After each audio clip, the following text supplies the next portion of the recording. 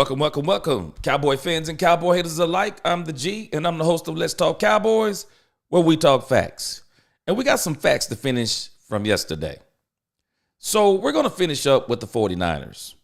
I mean, there's no point in continuing to cry over spilled milk.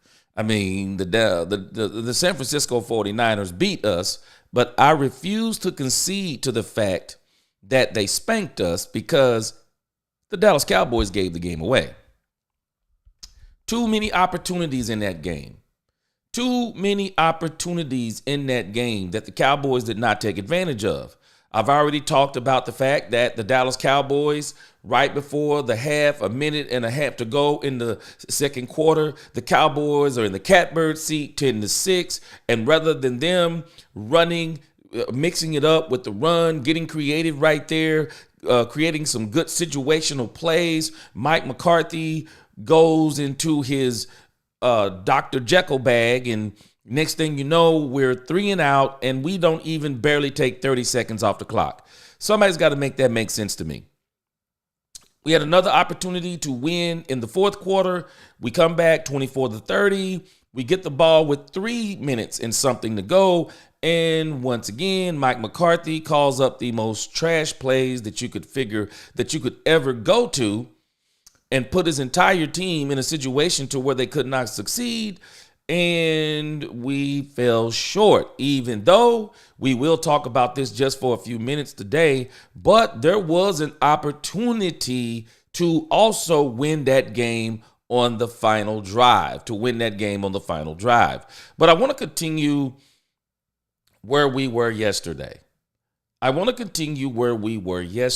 Because I'm still a little bit perturbed by this issue between or what the Dallas Cowboys are doing. And I want to see what they do going forward, because we're going to have to start calling a spade a spade. Ezekiel Elliott was not starting for this football team. He was not the starting running back for this football team.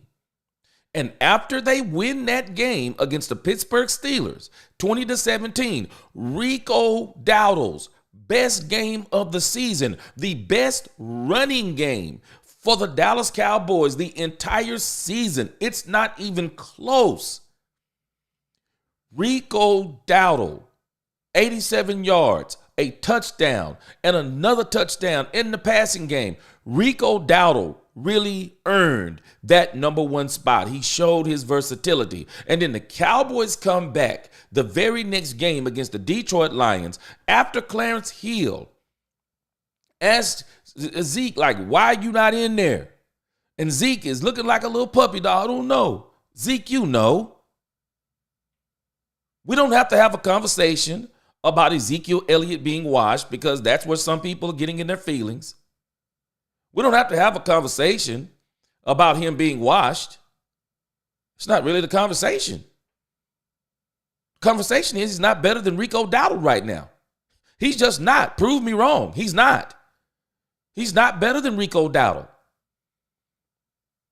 I like Zeke's toughness. I think he may bring a little bit more toughness. Little bit, though. But he's not shifty as Rico Dowdle. He doesn't have the make you miss like Rico Dowdle. He doesn't have the step like Rico Dowdle. I would dare say he doesn't even have the speed like Rico Dowdle anymore. Because I'm looking at this San Francisco game. If Zeke was doing what he was doing, what would Rico Dowdle have done? If Zeke was doing that, Rico Dowdle is having another career game.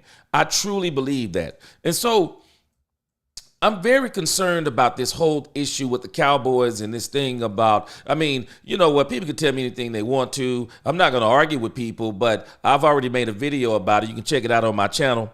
I've already made a video about it. I'm sorry, but Mike McCarthy basically lied to our face. The story he gave about Rico Dowdle, none of it made sense.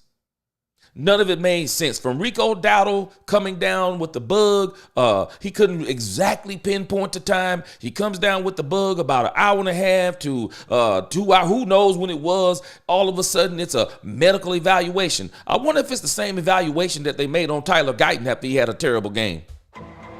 I wonder if it's that same evaluation of Tyler Guyton, of which, we'll never know if it was truly what it was. But we know there was another player earlier this year who was arguing that he wasn't hurt and they put him on injured reserve. Well, he wasn't playing well. But in the case of Rico Dowdle, it didn't make sense. Rico Dowdle was playing extremely well. And even in the Detroit game, he still beat Zeke, and Zeke had more carries. Dowdle was 5 for 25. The Cowboys, I'm telling this, there's something wrong with this franchise this year. There's something wrong with this franchise. And they are more than content. I'm not saying the whole franchise, because I don't believe the entire franchise is more than content. But as it applies to what is going on with the ownership and what is going on with the coach, I don't know about the rest of the coaching staff, but with the coach, what we have going on, they seem to be more than content. They seem to be more than content. I'm not understanding this whole thing, like I said, with the Zeke and Rico Dowdle thing, because it has to be politics. It has to be politics. It can be nothing else. It can be nothing else. And I'm not going to argue, but I'm just going to speak facts. Zeke is not better than Rico Dowdle.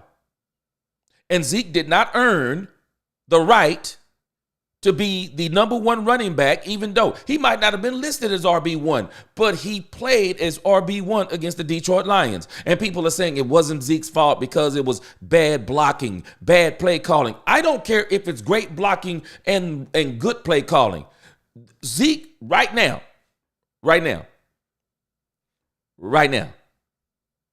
Zeke is not better than Rico Dowdle. He's not better than Rico Dowdle. And why, if I'm trying to win, why am I not going to have my best running back on the field? Why am I not going to have my best running back on the field? He gives me the best opportunity to win. So why would I not have him on the field? It makes absolutely no sense. And that's why I say, I know there are people out there, they like Zeke. I like Zeke. Who said we didn't like Zeke? What is this about people not liking Zeke? This isn't about anyone liking or disliking Zeke. This is about putting the best players on the field. And when you have, absolutely, we're going to get into some serious stats tomorrow. Serious stats. When I tell y'all, and I'm not trying to be mean, but when I tell y'all, the Dallas Cowboys are absolutely dog water in the running game, dog water doesn't even do it justice. How do you be the worst running team in the league? How do you be the best running? How do you be the worst running team in the league? And you won't put your best running back on the field? Somebody make it make sense. You're the worst running team in the league, and you won't put your best running back on the field. There's no excuse after the Pittsburgh game, and there's definitely no excuse after the Detroit game. And there should not be any more questions after the San Francisco game, because if Zeke did what he did, what would Rico Dowdle have done? And I don't want to hear Rico can't stay healthy. Is he healthy now? Someone says, well, they said he had the flu. Come on now. If you believe that, I got a zoo in London I want to sell you. I got a bridge in London I want to sell you. I got a bridge in London I want to sell you. Come on, man. It's not right. It's not right. And people need to be honest. It's not right. It's absolutely not right. But these are the political games that sometimes gets played in Dallas. Just like I've been saying. I said it yesterday. I'll say it again. I'm not giving Mike McCarthy the dumb card. Something ain't right, man. McCarthy can't be this dumb. I mean, we're watching the game, And we're sitting here saying, just keep running the ball. I mean, that's all you got to do. Just keep mixing in the pass and the run. We don't need, as I said yesterday, we do not need a dominant run game. Dak doesn't need a dominant run game. A dominant run game for Dak is extra. Dak just needs a running game. That's what Dak needs. He just needs a running game. And if Dak can get what Rico Dowdle gave him in the Pittsburgh game, and then what everyone else kind of sprinkled in that game, Dak good. He'll take care of the rest. Dak good. As long as you can keep an element of surprise, an element to where you say, hey, you know what? We're not gonna let you pin your ears back, Bosa. We're not gonna let you pin your ears back, Bosa, and just go with Dak. We're not gonna let you do that. We're gonna run at you.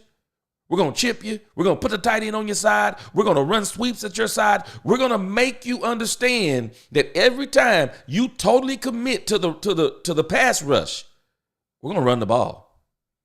Come on, man. I'm not smart. I'm not smart when it comes to football. Stop it. This is pure insanity, and people need to admit it.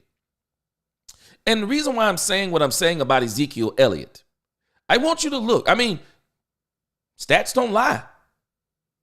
Stats don't lie. And I'm telling you, if it was not for the last football game, it's worse. Zeke was 10 for 34 in the last game. It's worse. It's worse if he doesn't have that decent game. Look at this. This is Ezekiel Elliott. 3.1 yards a carry. 149 rush yards. 48 attempts.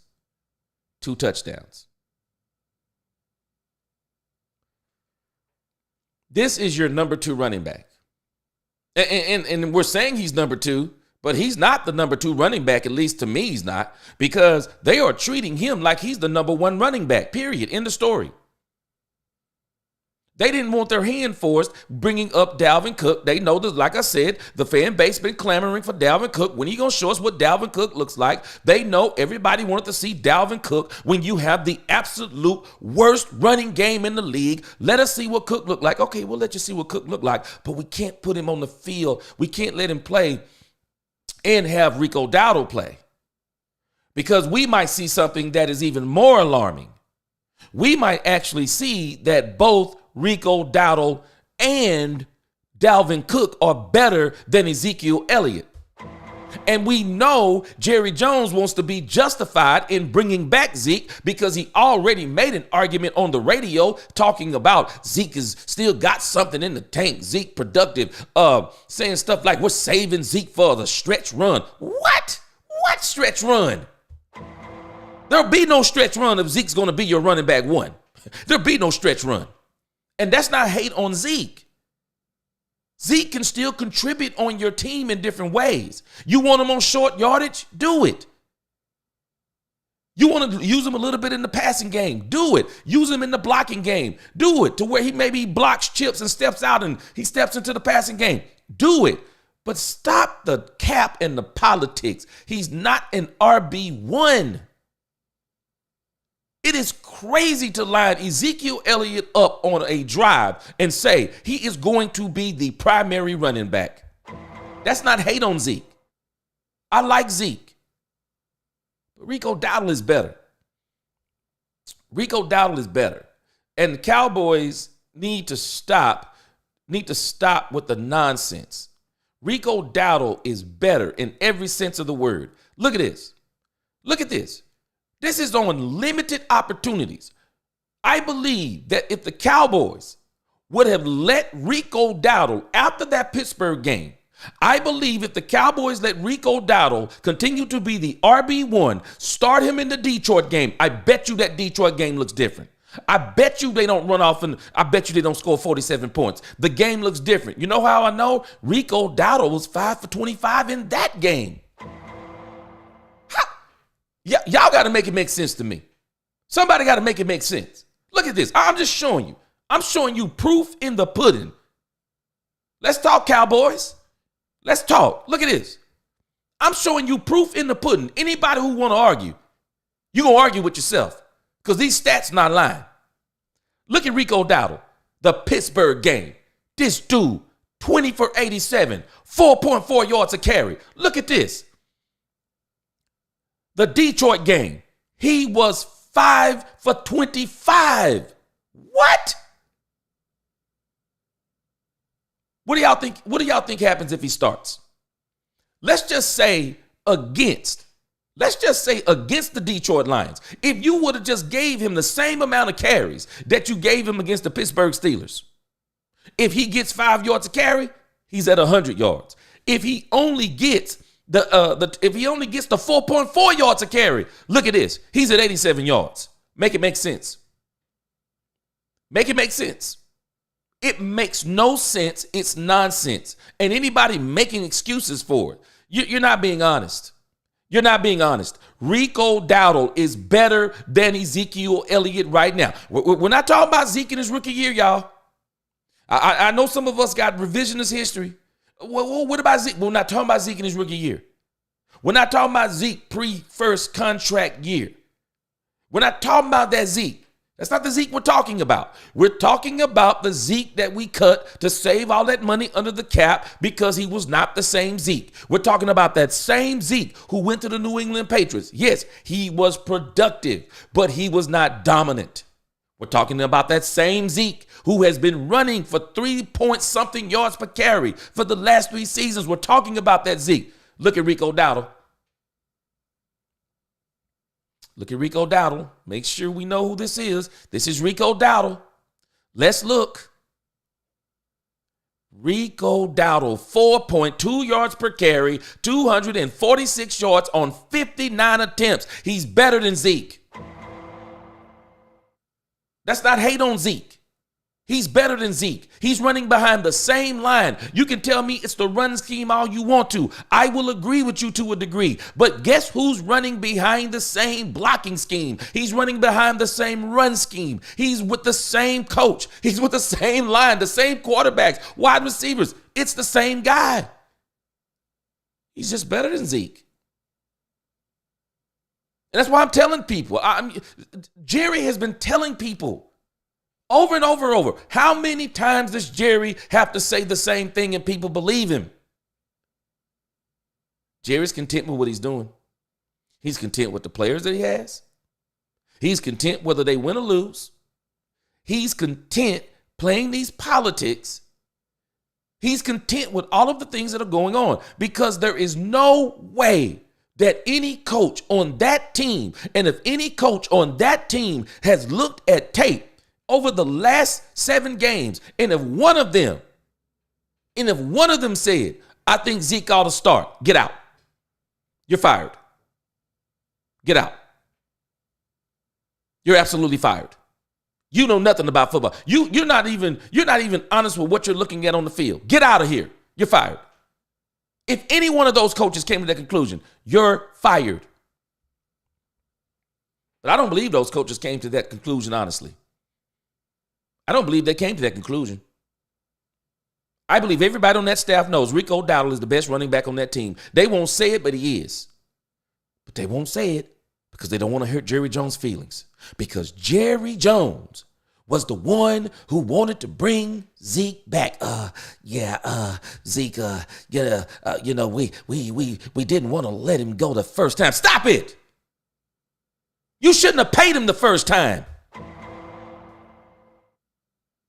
People keep talking about Dak Prescott and his contract, and that's why the Dallas Cowboys can't sign anybody. No, it's because they managed the cap poorly. There's no way you pay Ezekiel Elliott that money. There's no way. He was already on the decline. No one does that. No one pays a running back that kind of money unless he's still dominant like a Derrick Henry. I'm sorry. Argue anybody who want to argue. Zeke was not trending upwards. He was not trending upwards. Shame on you. Shame on you, Jerry. Shame on you, Jerry. Shame on you. I like you as an owner, but as a GM, you're terrible. You're terrible. And we even got to put into question whether you're even great as an owner. I mean, you're good as far as bringing people into the stadium and all of these different things, but there's still a blemish on you as an owner because you're your own GM. If you were not the GM and the GM was performing like you would fire him. So why will you not relinquish and say, no, not even you, Steven, not even you are going to be the president of the vice president of personnel or whatever he calls himself. You're not going to do it, Steven.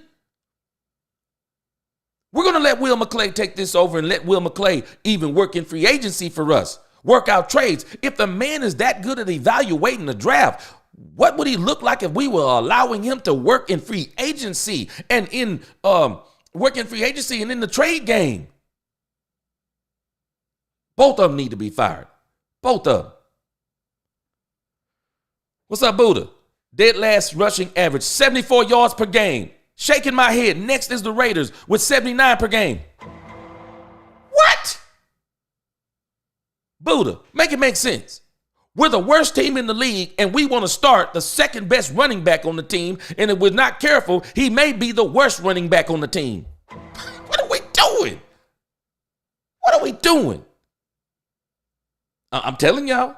I'm telling y'all. This is why I'm not getting my blood pressure up. I'm watching what's going on with this team. I mean, I'm rolling with the Cowboys, but I'm watching what they're doing too. I gotta trust what my eyes are seeing.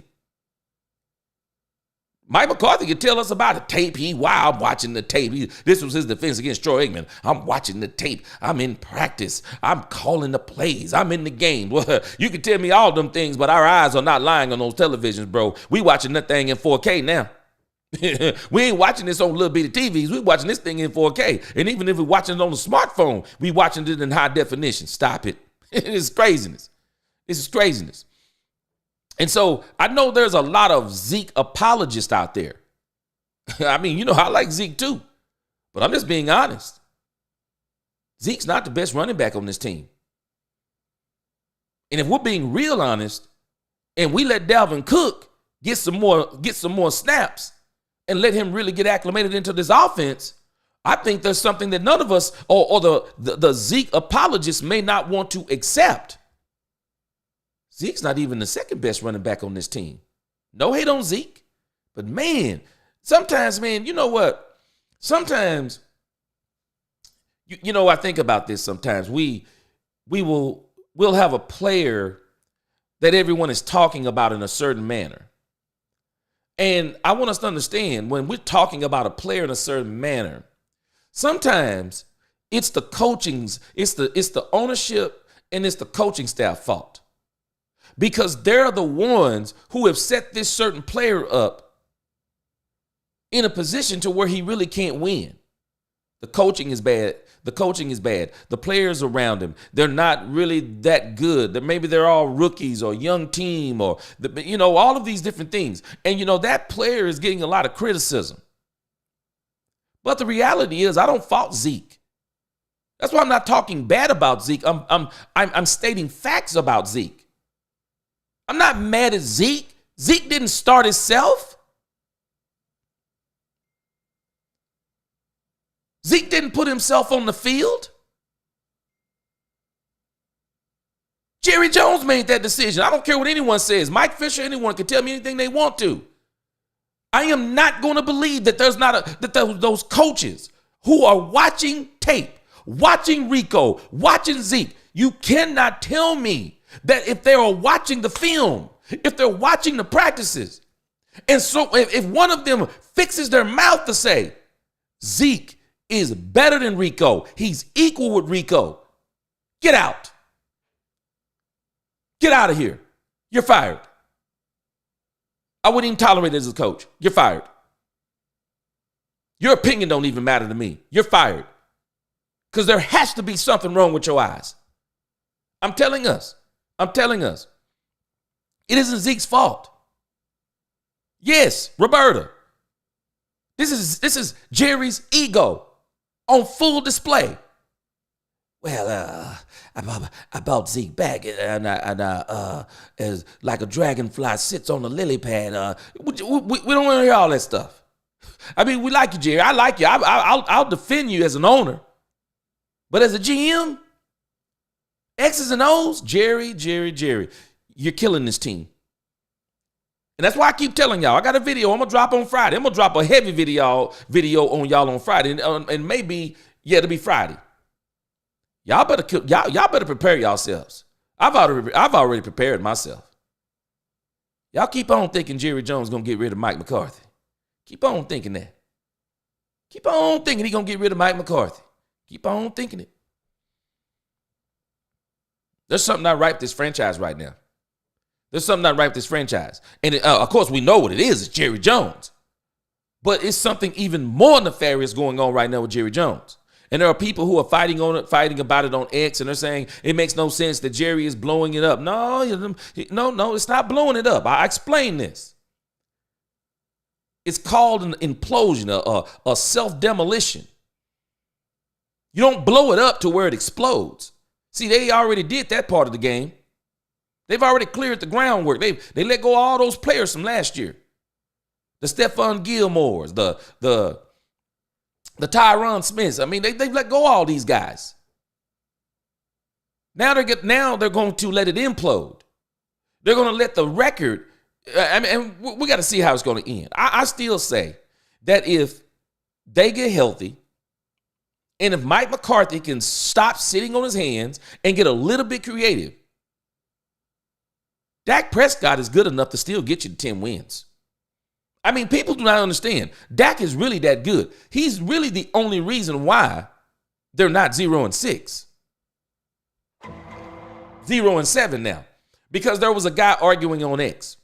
He was talking about the Cowboys are like one drop pass away, I guess, against the Pittsburgh Steelers and one interception away against the New York Giants. They're one interception away from being 2-5. And, but you know what? And I counteracted him. Do y'all know the Cowboys they could also be 5-3? The Cowboys could actually be 5-3 because if you look at the comeback against the Ravens, if the Cowboys make a few more plays at the end of the game, they probably win that game. This game against the 49ers. A lot of people won't tell the story, but it came down to a final drive by the Dallas Cowboys. And they are the ones who blew it. And I got it on my list. I'll get to it in just a second. But there's something else that happened that a lot of people are not really talking about. Roberta said, I wish he would. However, you're probably correct. Jerry is the main issue. Oh, yeah, no doubt. It's Jerry. And Roberta, we're not hating on Zeke. Zeke has a place. I mean, you got him now. I mean, there's no point in getting rid of him. I mean, there's a place for him in the offense. And me, in particular, I think it's short yardage. I think Zeke eats at the goal line. That's where I would be having Zeke. I don't want Zeke being the primary back on drives. I want you to sprinkle in Zeke at opportune moments. 2nd and 2, anybody? 3rd and 2, anybody? 4th and 1, anybody? How about Zeke on the goal line, anybody? And I'm going to give it to him 3 times. I'm going to feed Zeke 3 times. Or maybe I'll feed it to him on 1st and 2nd down. And then I'm going to fake it to him on 3rd down. And then I'm gonna let Dak just bootleg out to the right, and then I'm gonna send Ferguson up over the top of him so he can either run it into the corner or he can just dump it right off to Ferguson, and then I'll even have Hunter Lipke trailing behind him, and then I can either get Lipke or I can get Ferguson or I can run it in. See, that's the plays I'm going to run with Zeke. I'm going to use him as a battering ram because I think that's what he does well. Zeke is a battering ram right now. He's always been a battering ram. He'll punish the opposing defenders. He will. But he's not the guy you want as your primary back on a drive. I mean, the Cowboys, it's their fault that they're setting him up like that. They're the ones that are setting him up like that. And then you have to analyze the game and it sounds like you're hating on Zeke. No, you're not hating on Zeke. You're just telling the truth. Zeke just should not be the starting running back on this team, and there's no excuse. Carl says it is proven that it takes at least 10 carries for Zeke to be running efficient. And I'm with you. He takes a lot more time to warm up. A little bit more time, a lot more time, however you want to look at it. But Rico Dowdle, he don't need that. He's younger. He doesn't need to get warmed up. Rico ready because Rico is already in I'm in prove-it mode. See, Rico in prove-it mode. People don't even realize it. Rico Dowdle is in prove-it mode. Rico Dowdle, let me tell y'all something about people sometimes we don't accept. I've been here and done this before. You ever been a part of something? You've been a part of a team, part of an organization. And you know unequivocally that you're better than the guy in front of you. You ever been in that situation? I have. You know you're better than the guy in front of you. No doubt in your mind. And as a matter of fact, other folk believe you're better too. And they'll be saying little things to you like, hey, man, don't worry, you're going to get your chance. Hey, hey, man, it's politics. They'll be saying little things to you because they know. And it's strange because then when you get a little opportunity, you realize everybody notices, but nobody wants to say it. How the whole team changes or the whole atmosphere changes when you get your opportunity. And them same folk who've been working with the person who they know is not better than you, when they start working with you, all of a sudden they look different. Why? Because they know you give them a better chance of succeeding. I've been in that situation.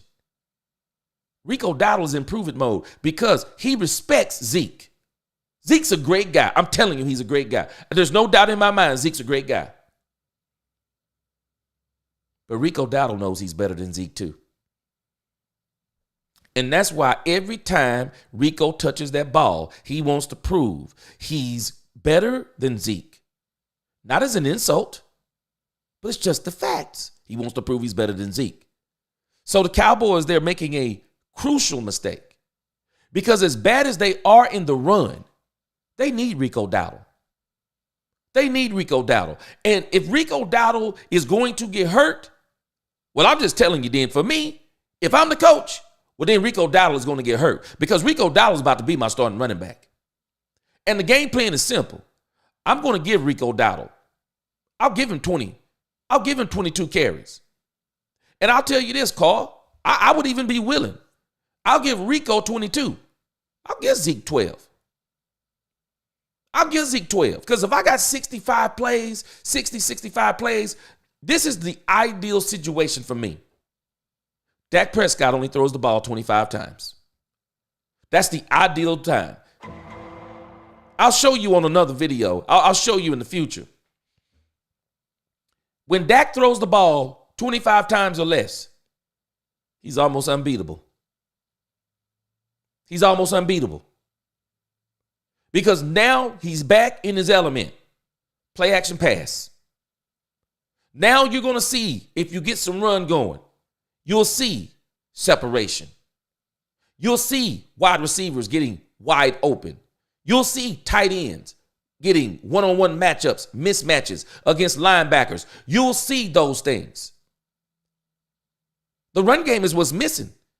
And so the Cowboys, sooner than later, man, they need to be playing their best running back in that run game. And so we kind of talked about, we've already been kind of sprinkling this throughout, and so I won't spend a lot of time on it. I have it on my list because I got a couple of things I want to get to today. Dallas in these third quarters. Have you heard the stat of the Dallas Cowboys in the third quarter?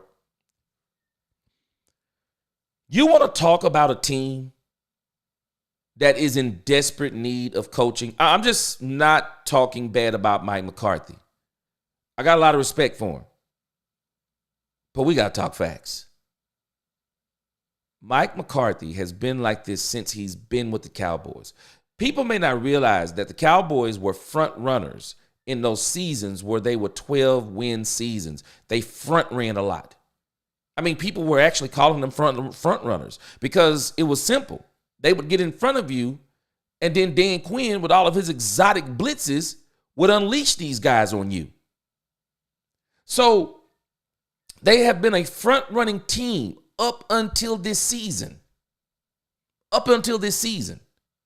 They're no longer a front-running team. But what's even more terrible, When you look at the 5 losses that we got in those 3 seasons, or the 4, the 5, the 6 losses, when you look at those losses, the 4 and the 5 losses, when you look at those losses against some of those good teams, one of the things that Mike McCarthy failed at was halftime adjustments. Mike McCarthy does not make halftime adjustments well. He doesn't. He doesn't make halftime adjustments well.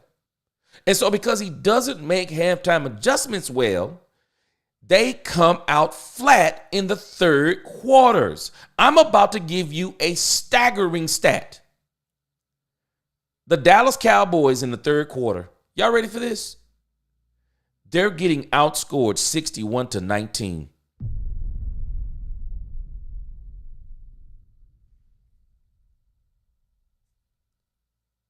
Hold on. Y'all might not hear what I'm saying. In 7 games, a professional football team with Dak Prescott and CD Lamb on it have scored 19 measly points in the third quarter. Y'all tell me, when do you get to the third quarter? When does somebody finally say this stat out loud to the Dallas Cowboys football team, to the coaching staff, and say, do y'all know we're 61-19 in the third quarter? Maybe, just maybe, we need to come out with an extremely strong game plan in these third quarters going forward. What? You should be fired on that stat alone. That stat is insane. That stat is insanity. How was that even possible? It's crazy. It's absolutely crazy. Paul says Mike has never been good at adjustments. He always won by being far enough ahead in the first half. Straight facts. And Dan Quinn really fit Mike McCarthy. Because Dan Quinn, boy, you mess around and get Dan Quinn a little bit of a lead, he smell blood. Turnovers, anybody? Y'all notice something that we're not getting this year? Turnovers on defense. Not only turnovers on defense, touchdowns on defense. None of that. You're not getting any of that. So Mike McCarthy is being exposed because they're typically behind at halftime every single game. That's why I said people do not understand something in the San Francisco game. We had an opportunity that we've rarely had all season. The Dallas Cowboys could have put the death nail in the 49ers. If they go up 17-6, I promise you, they win that game. They win that game. Because Zimmer's going to come out different in that third quarter. Zimmer's going to come out different. And with you got an 11-point cushion that even if there is somewhat of an onslaught in the third quarter, you got enough cushion to where they're not going to jump so far ahead of you to where you have to come back so far in the fourth quarter. I believe the Cowboys win that game. I believe the Cowboys win that game. We should have a running drive in the third quarter that burns it all. You want to know why we couldn't do that, Carl? Because we decided that we were going to give Rico Dowdle a healthy, did I say a healthy scratch? Oh, he has the flu, so he can't play. The Cowboys are pitiful. That is just not right. Self-sabotage. Self-sabotage. I'm telling y'all, Rico Dowdle in that game, I believe is different. I believe that game is different with Rico Dowdle. Just like I believe the Detroit game is different with Rico Dowdle. They don't run that score up on you with Rico Dowdle. I believe, people don't understand. I just explained the phenomenon earlier that people do not get. Players play different. They play different with players who they have confidence in. Y'all don't believe me? Y'all don't believe me? I'm about to put some fact bombs on you. Has anyone noticed how the Pittsburgh Steelers look with Russell Wilson at quarterback? Isn't it strange how they look with Russell Wilson at quarterback? And what I'm really blown away by, you may think that Russell Wilson is just playing leaps and bounds better than Russell Wilson. But the reality is he isn't playing better. The reality is that the entire offense has more confidence in Russell Wilson. Why would they have more confidence in Russell Wilson, even though Justin Fields is a way better athlete? Why would they have more confidence in Russell Wilson? Oh, let me count the ways. He got skins on the wall. He's got 2 Super Bowls, 1 Super Bowl that he won, 1 Super Bowl that he barely lost. Everybody knows what he was doing up in Seattle. But I'm going to give you one even better. There was a problem that I noticed with Justin Fields. Justin Fields, because he's so athletic, he had a tendency to pull the ball down and run it. I'm going to tell you something about running quarterbacks. Not quarterbacks that can run, but running quarterbacks. Pat Mahomes is a quarterback that runs. Lamar Jackson is a running quarterback. There's a reason why one of them has multiple Super Bowls and the other one doesn't.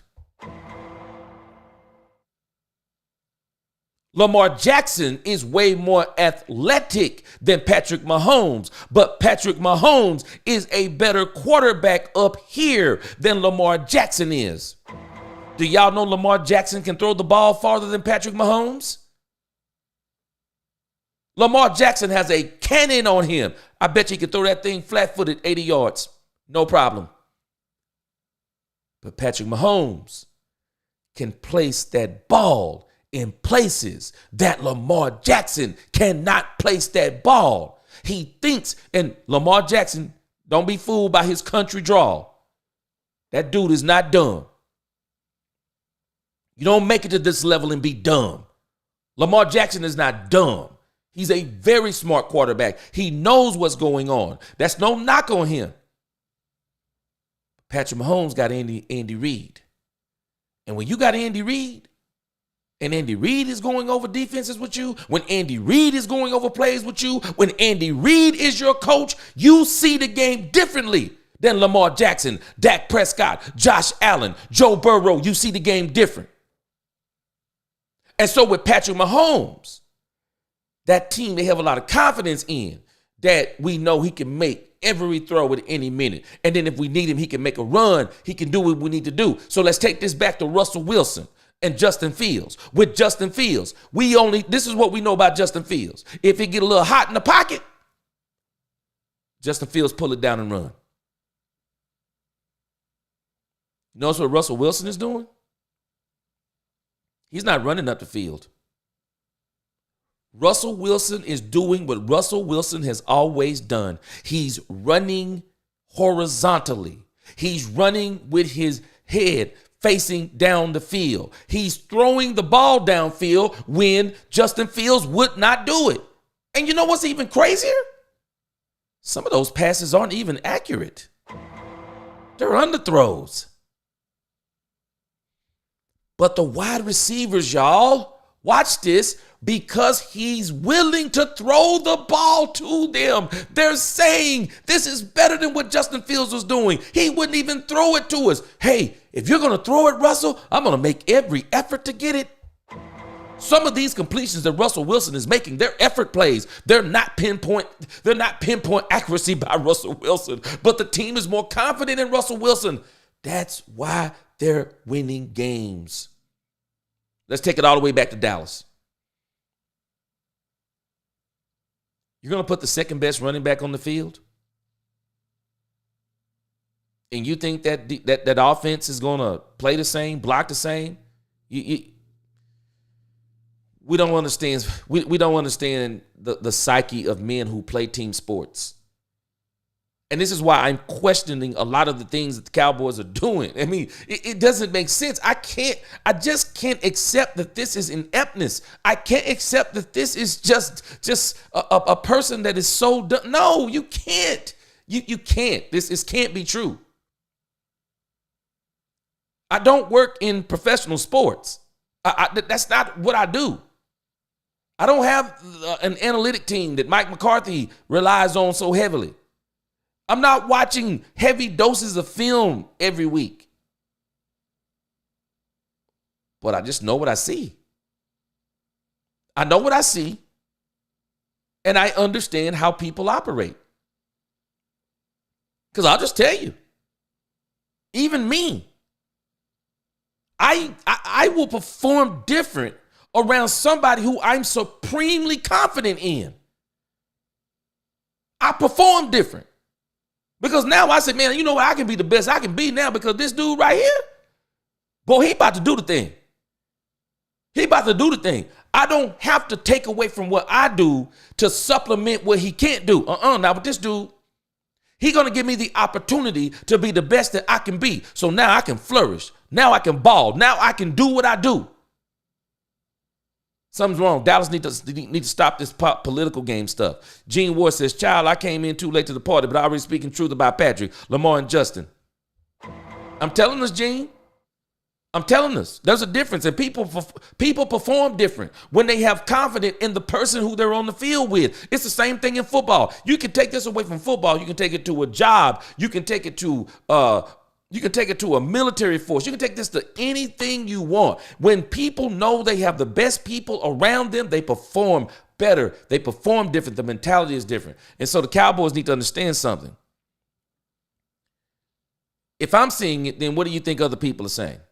What do you think the team is saying?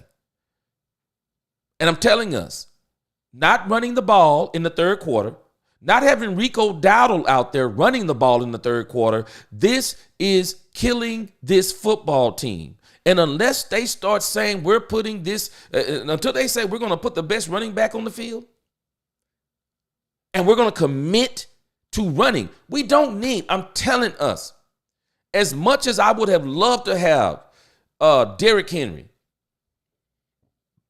Dak Prescott does not need a dominant run game, y'all. He does not need a dominant run game. He just doesn't.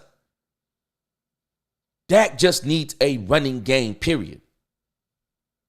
That's what Dak needs. He just needs a running game. That's it. So teams can't just destroy his offensive line, his young offensive line, destroy Terrence Steele. Terrence Steele got to be studied, y'all.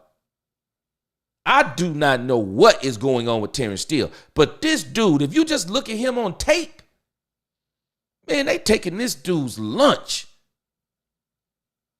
They taking this dude's lunch and making orders, man. Terrence Steele is getting tore up out there. Terrence Steele getting tore up out there. So I wanted to look at a couple of other things, and then we're going to start trying to kind of, I want to get into some more personal things as we look at what transpired with Trayvon Diggs, in case y'all didn't know what happened with Trayvon Diggs. We're going to talk about that. But I want to transition into kind of what happened in that game.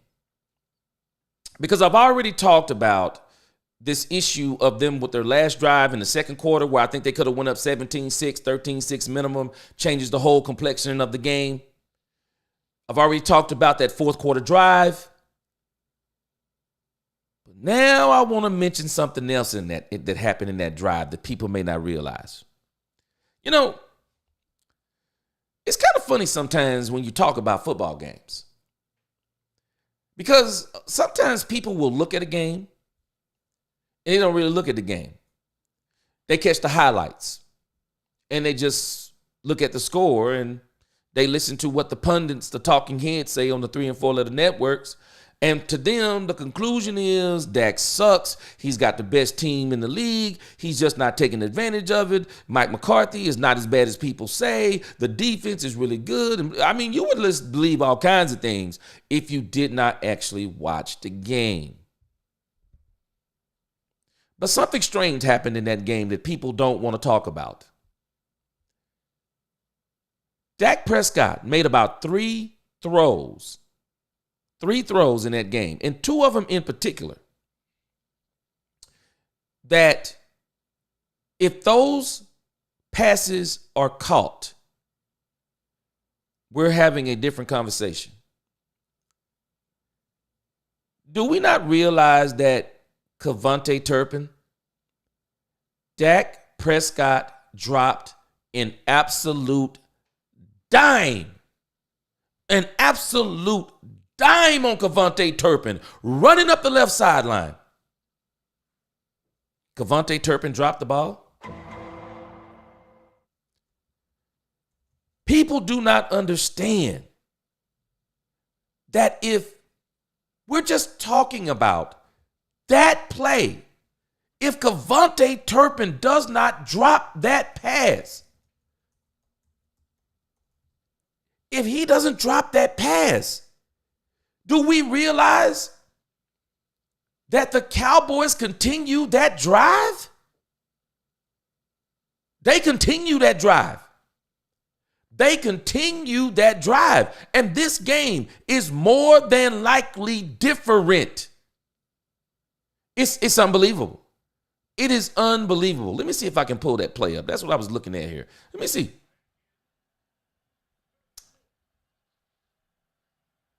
See if we can pull that play up real quick.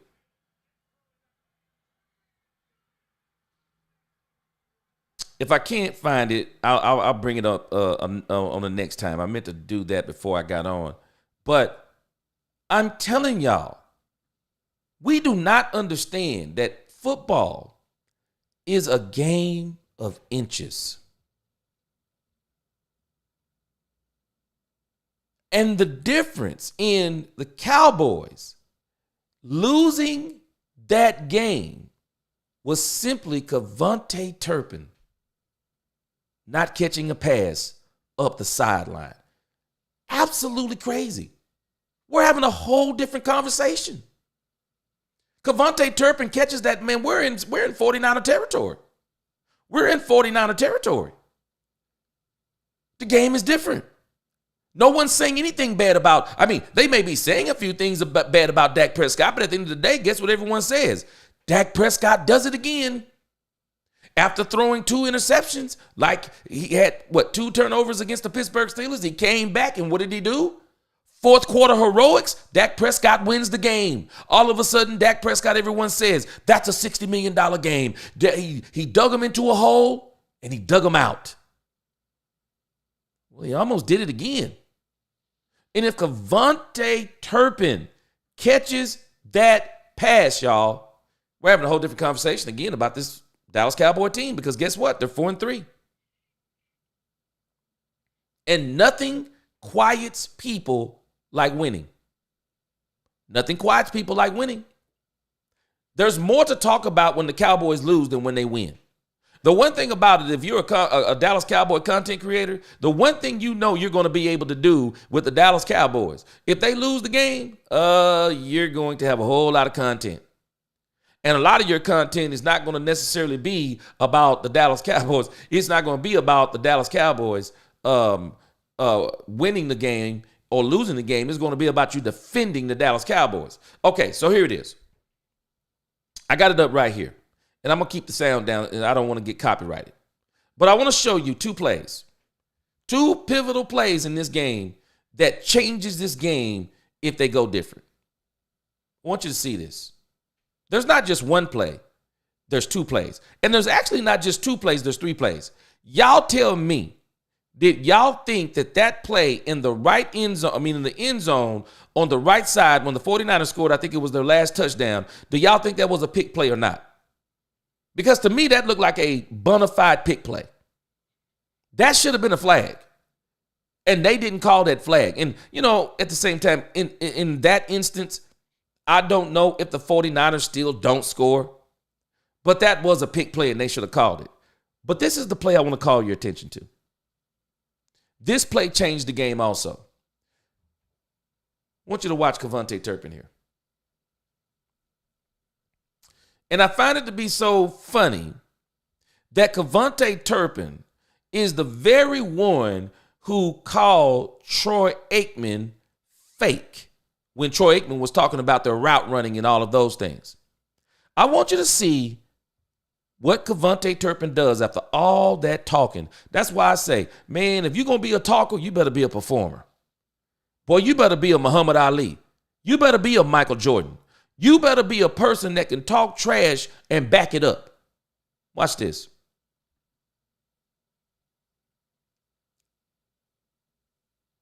Here it is right here. Cavante Turpin. Watch this. What? Dak Prescott. Tell me what you want to tell me. Dak Prescott dropped a dime on Cavante Turpin. Y'all tell me, can he throw it any better? Dak Prescott dropped that ball right between the cornerback and the safety. Y'all tell me, can he do it any better? This changes the Cowboys. Look at this. Tell me why he dropped it, y'all. Tell me, how do you drop that pass? Dak Prescott, perfect throw. Perfect. Right in the hands. Right in the hands. Is that Dak's fault? Is that Dak's fault or Cavante Turpin's fault? Whose fault is it? Whose fault is it? Cavante Turpin's or Dak Prescott's? Cavante Turpin catches that ball. We got a whole different ball game. We got a whole different ball game. I believe the Cowboys go down the field with the go-ahead score, and they win that game again. They win it again. Dak Prescott again will have a fourth quarter comeback and a win. Football is a game of inches, y'all. Sometimes it's not as simple as saying that someone is bad, someone is good. It's a game of inches. Cavante Turpin, for whatever reason, drops a pass that hits him right in the hand that he probably catches 8 times out of 10. Unfortunately, it was those other 2. Don't you realize that the wide receivers can't catch the ball consistently as other teams too? If we had a number 2 wide receiver, any other 31 teams, we could do some damage. Facts. Facts, Gene. Facts. No doubt about it. You got a bona fide number 2? I believe 9 times out of 10 he catches that pass. Now, let me tell you about the psyche of a team. You don't think that play deflated some folk on that field? It's hard to move past that play because now you know it's 4th down. Now it's do or die. It's 4th down. Now, some people were arguing that they think that Dak Prescott should have chose something underneath and tried to get a few of the yards and get it closer. But, you know, for me, my problem is hindsight is 20/20. Why do you go anywhere else when that is literally the read? Because let's look at what's going on the field. I can't see the numbers, but this play is actually, I'm thinking this play is actually designed to go to Cavante Turpin. Because we got the top wide receiver, he's running straight. We got the second wide receiver, it looks like he's going to try to run up a seam. And then we got CeeDee Lamb, he's going to undercut. And then he's going to maybe be in the middle. But we also see that the linebacker is waiting. And this guy right here is no joke. He's not the average linebacker, y'all. This guy right here, I think his name is Fred Warner. He's not the average linebacker. CeeDee Lamb comes over the top right here. If Dak don't throw this ball perfect, he'll get it. He'll get it. He did it in one of the playoff games. This dude is an athletic freak. And so wait, look at this. So now we see, as it unfolds, look, Ferguson. I think that's Ferguson. Is he covered? Ferguson's covered. Tolbert. I don't know if you can see it. Look up at the top. The man's hands is on Tolbert. He's covered. CeeDee Lamb, guess what? He's covered. I heard people saying that Dak should have went short and got a few more of the yards. Now, the only person that I think he could have got this to is it looks like that right here, that looks like Hunter Lipke. And maybe if Dak lets that unfold a little bit more, he may be able to get Lipke in the flat. But watch this part. Y'all know why Dak didn't do that? Look right here. The pocket is collapsing. The pocket is collapsing. And with the linebacker right here, how many yards does Lipke actually get? How many does he actually get? Because I heard people saying that Dak should have made a different read and got some of the yards. Well, in actuality, everybody ran past the sticks with the exception of Lipke. Everybody ran past the sticks. Dak don't have time for that, y'all. Dak don't have time for that, especially when Dak has already read the defense pre-snap. The ball is snapped. Dak is still reading the defense. This is unfolding fast. See, we act like when we're watching football, sometimes it's all in slow motion. No, it's unfolding fast. But Dak is processing the data fast. And so Dak now looks and sees, I got Turpin. I got Turpin. This is it. I got Turpin. I got him where I want him. Boom. Dak unleashes it right here. Boom. Not only is that the perfect pass, Dak even throws it to where Kevontae Turpin gets both feet in bounds. He dropped it. He dropped it.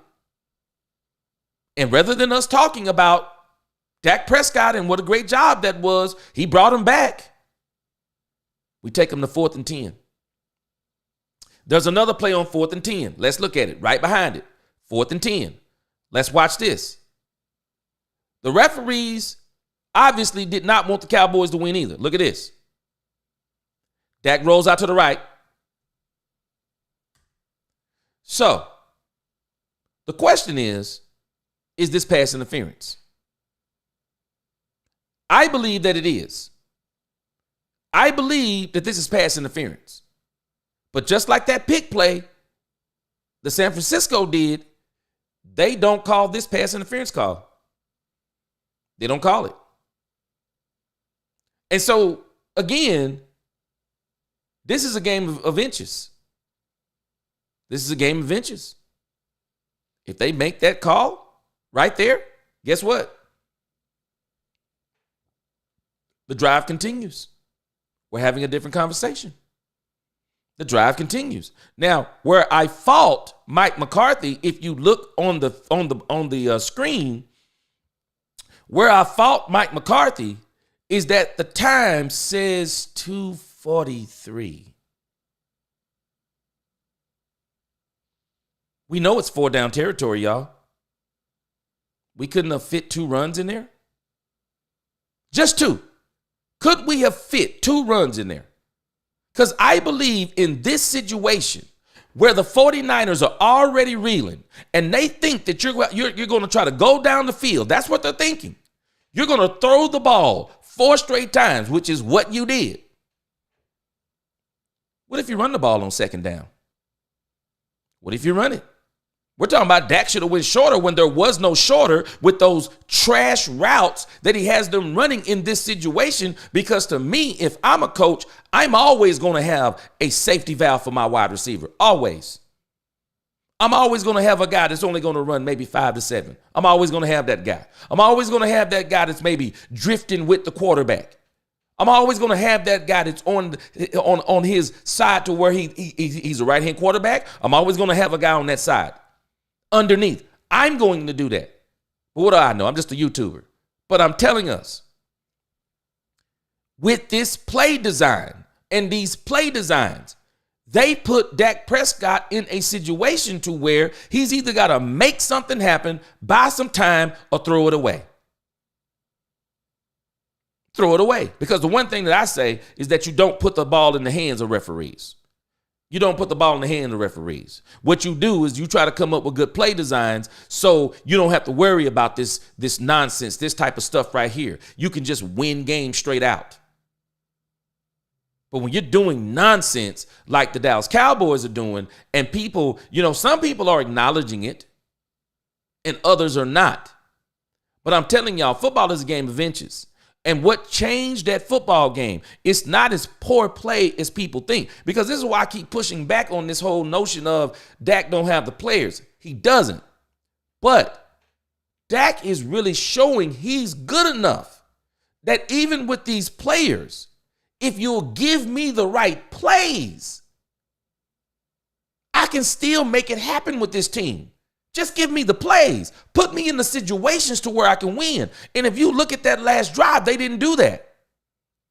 They didn't do that. Kevontae Turpin with the drop. And then the fact that they ran 4 straight times, how do you expect your team to win and you're telling the other team what you're doing? It's insanity. McCarthy sucks. Did Jerry call Belichick yet? 7 dentists? Not yet. Not yet, but I'll tell you this, I'm not too up on Bill Belichick yet, because I'll tell you what I think. I think this Dallas Cowboy team, I think it needs once and for all. Dak Prescott is 31, I think, now.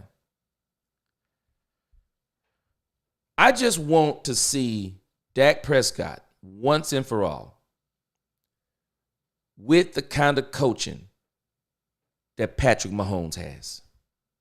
Just one time. Do y'all not understand? Roger Staubach, his coach was Tom Landry. Tom Landry, NFL history, is one of the top 3 coaches to ever do it. And in my book, when you think about he was the offensive and the defensive coordinator, all of these offensive schemes and defensive schemes that Tom Landry created those things and other teams copied it, that this man was the architect of a lot of modern day offenses and defenses. The Hail Mary comes from Tom Landry. When you think about how great of a coach he was, do you know that translated on the field?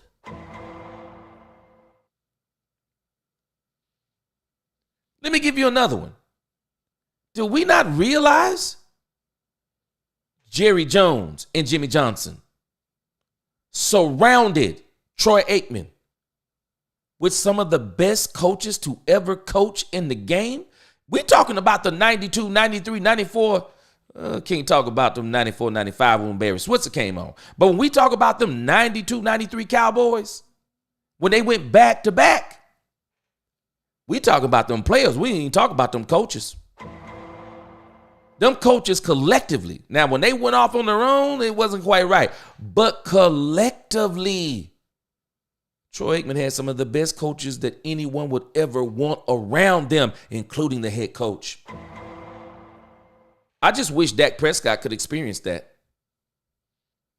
To be around some of the best coaching in the game. What up, Spider-Man? Roberto, I have always had confidence in Dak. I just want to see him get the opportunity to have that kind of coaching around him. And not everybody gets it. But the Cowboys can get it if they want it. They can get it if they want it. They just have to commit to it. They just have to commit to it. And they've had opportunities. They've had opportunities. I'm not a big Sean Payton fan, but I think Sean Payton is pretty good on offense. I think he's pretty good on offense. And I think the Cowboys could have had an opportunity to get him, especially when he was at his heyday of calling plays. And right now, I'm just telling you who I think the Cowboys need to go out and get. And everybody's talking about Bill Belichick. I don't think Bill Belichick is the guy. I think Ben Johnson is the guy for the Detroit Lions. I think you need an offensive genius to coach this team offensively. I think you need an offensive genius. I think you bring him in, and I've said it before, I would not be opposed to Mike McCarthy staying 2 years with the understanding of 1 year. Mike, you're the head coach. but you have nothing else to do with play calling on offense, and you have nothing to say about the defense. All I want you to do is to focus on just being the figurehead of this organization. I need you to get Ben Johnson ready. That's all I need you to do. I just need you to get Ben Johnson ready. I need you to just let him go to work on this offense. Do whatever he wants to do. We're going to get a few players in here, and we're going to go to work. All I need you to do is be the coach. That's all I need you to do. Yep, Roberta, Tom Landry, my man. And didn't Tom develop the shotgun offense? Yep. He's responsible for a lot of these offensive and defensive schemes. I'm gonna do a whole documentary. I plan on doing a documentary on Tom Landry in the offseason. Gene says, where the Sam Hill are we gonna find that type of coach? Not to Bill Belichick. Only one I'm open to is Kingsbury in defense. Oh yeah, Kingsbury in DC, and that only if he's recovered from Kyler Murray. Man, I'm gonna tell y'all something. Cliff Kingsbury, he's another offensive guru. Oh yeah, no doubt. Kingsbury, take him too. But I'm gonna tell you something, Gene. Y'all might not have paid attention. Ben Johnson was auditioning for the job when he played the Dallas Cowboys. He auditioned for the job whether y'all realize it or not. That man was bringing plays officially from the John Madden football game. Ben Johnson wasn't playing, y'all. I mean, this man had people from the stands running out for plays. Ben Johnson was not playing. This dude bought our plays. He had no business bringing out on the Dallas Cowboys with that score. Nah, Ben Johnson was auditioning. That dude was flexing, man. He was auditioning. Richard says, I wish Dak can bring out his rookie year again. But you got to realize what was around him, man. Woo, boy, he had a little firepower around him. I mean, man, I'm going to tell y'all something. I don't know if y'all have ever thought about this, but Travis Frederick, I believe his name was, the center. This team changed after Travis Frederick. That was the real change. Do y'all realize what we would be doing if we still had Travis Frederick and Zach Martin? Hall of Fame career. Had it not been for injury, Hall of Fame career. Dak had something on that line that was crazy. Tyron Smith, Travis Frederick, Zach Martin. Whoo, man. Man, he would have to have something, man. It's not just Dak. It's not just Dak. He had something around him in that rookie season. Oh, yes, I know, Seven Dennis. That's what bothers me. Bill Belichick has a great relationship with Jerry. But see, the problem is Bill is a defensive guru. But I'm going to tell y'all this. If the Cowboys got Bill Belichick and he brings in his own coaching staff, we done. Y'all think we bad now? We terrible with Bill Belichick because he's gonna bring in his son. He's going to bring in his favorite. You know what though? That one offensive coordinator that was with Bill Belichick. What's that guy's name? Bill has one offensive coordinator that is an absolute. Oh, Josh McDaniels. Now, if Bill Belichick came in with Bill O'Brien and Matt Patricia and his own son, the Cowboys are toast. But if we bring in Bill Belichick and we bring in Josh McDaniels, let me tell y'all something. Josh McDaniels is a trash head coach. He's tried it twice, failed both times. Offensive coordinator-wise, absolute genius. I'll take Josh Daniels and Bill Belichick, but I wouldn't take Bill Belichick without Josh Daniels. You got to take care of the offensive side of the ball if you're going to get Bill Belichick. You don't want him to pick it. You don't want him to pick his own offensive coordinator because I'm telling you, Bill O'Brien, ain't no way. Ain't no way. Josh Daniels, yes, there is a way. Would definitely take Josh Daniels. So, I want to change gears again on this issue. We talked about Kevontae Turpin, and like I said, those last few plays, I mean, just absolutely terrible what he did. Just absolutely terrible what he did. And I was actually like dumbfounded in his own press conference at the end. Mike McCarthy says, we need to run the ball more. Wait a minute. Let me see. Let me see if I can pull this up. I mean, this is crazy. I mean, you're the one who's the coach. Are you telling us that the play calling is coming from somewhere else? I mean, are you telling us that Jerry Jones is Jerry Jones up in the booth and he's actually like texting you the plays or something? Because I don't understand why Mike McCarthy is saying we need to run the ball more and he's the coach. Make it make sense. I don't understand that you're the coach and you're saying what you need, but you're not doing it. I don't understand it. And let me see here. He makes this comment at the end of his own press conference, and I didn't even understand it. I was dumbfounded by it. Let me see here. We're losing the turnover ratio week in and week out, and we're not being able to stop the run and stay committed to the run for 4 quarters. So, that's for 4 quarters. Stop the run and out, and we're. Now, I know y'all heard that, but I want to play it again for emphasis.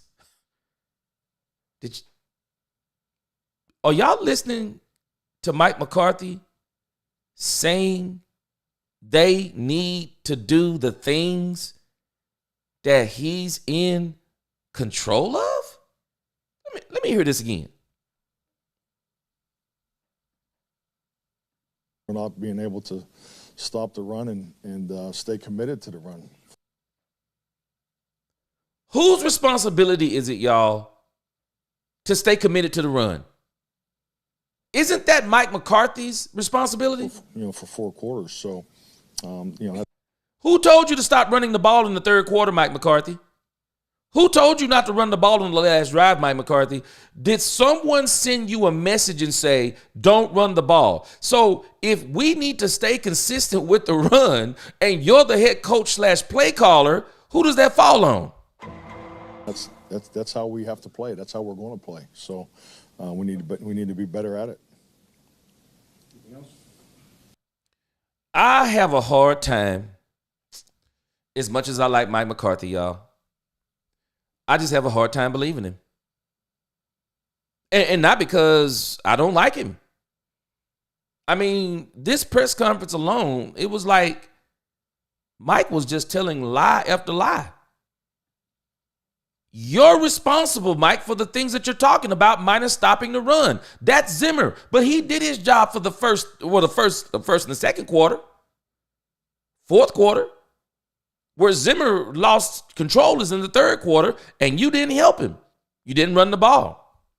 Spider-Man said in that situation, you were playing for first downs. I don't mind that they were throwing, but check it down for 4 or 5 yards a clip. Now, did you notice what I showed, Spider-Man? I showed on both of those clips, they had nobody underneath. Why did everybody run beyond the sticks? The 49ers were going to give you everything underneath. You could have marched down that field with 2 and 3 yard passes. And then when they came up for press, then you can hit them for a chunk play down the field. I'm sorry, I am not a football coach. I'm telling y'all. This is common sense. These teams play different and they play dumb when it comes to these situations. It's 24-30. It's 3 minutes to go. The Cowboys are in 2-minute offense. You know what they have in their mind? Nothing deep. Nothing cheap, nothing deep. What? Nothing cheap, nothing deep. You want to go 2 and 3 yards? We'll let you do it. We're going to play off. We're going to play off in the coverage. We're going to play off. Because what we're trying not to do is give up the big play and get behind. We're not trying to let you get in the field goal range. So if you want a nickel and dime, You go ahead and nickel. You go ahead and nickel your way up there because you're more prone to make mistakes, and we're willing to take that chance. But we're not willing to take the chance on the big plays. I'm with you on that, Spider-Man. I mean, for me, I would have been trying to get shorter. It's too much time left on the clock. I'm running the ball. I'm going with my short game. I'm going to bait the San Francisco 49ers to commit to playing me up close, to pressing me. I'm going to make them commit. I'm going to make that defensive coordinator do something different. I'm going to tell him, no, you're not going to stay in cover two. I'm not going to let you stay in cover two shell. We're going to run the ball. We're going to run the ball, and we're going to make you come out of that. And when we make you come out of that, if you're going to double CD, someone's open. Someone's going to be open one-on-one. So this is just simple stuff. Simple stuff. Gene said, I don't think Sean is into black quarterbacks. Let me see. Wait a minute. There was something we were talking about. Oh, yeah. You know what? Me and my son was talking about that because I got a serious problem with Sean Payton. I had respect for Sean Payton because at first, the whole Russell Wilson thing, I said he should have never disrespected that man. You don't disrespect a man like that. You do not disrespect a man like that. But then his rookie quarterback, he read Sean Payton up and down on the sideline. Y'all know what everybody was saying? Man, Sean Payton likes him. He got some fire. It's amazing how you act towards people you don't like and act towards people who you do like. That man totally disrespected Sean Payton. He didn't say a word. Russell Wilson, who he didn't like. Russell Wilson didn't say a word. And you'd have thought Russell Wilson spit in his face. Nope. I don't know if it's about black quarterbacks, but Sean Payton's got some moral issues. Bill Bates says Landry was an innovator and changed the game. No doubt about it. Roberta said, be a man, Mike. I mean a coach. Real coach. Facts. Facts. Spider-Man says Ben Johnson has weapons galore. Woo, man, I'm telling you. He does. He does. Can Ben Johnson make a lateral move? Well, you know what? I think he'll make a lateral move if Jerry don't make that money lateral. I'm not worried about a lateral move. If you make that money climb, what's going on? 49ers throwing back. Bang, bang, Cowboys game. I'm telling you. True. Hey, you know what? I'll be your offense coordinator. You gonna give me, because y'all remember what he was doing with Jason Garrett and Wade Phillips. Paying Jason Garrett that head coach money. He paying Jason Garrett that head coach money, being an assistant coach. But I'm telling you, Richard, it's a question that needs to be asked, doesn't it? Because Mike McCarthy is talking like he's not the one who has control over the team or the plays. Make it make sense. Doesn't make sense to me. I don't know what's going on with this team. It's craziness. It's pure craziness. And I want to see here. I want to mention something else. Breaking news. DaRon Bland is back with the Dallas Cowboys. DaRon Bland is back with the Dallas Cowboys. And for a good reason. This was the last day. A lot of people, I don't know if they are aware of this. And I wasn't aware of it, as in I've been keeping up with it. But someone talked about it, and now it makes perfect sense. This was the last day that DaRon Bland could be on injured reserve without being out for the season. So, DaRon Bland is back, y'all. DaRon Bland is back. And so, I need my welcome back Carter music. Some people don't even know about Welcome Back Carter. But welcome back, DaRon Bland. Welcome back.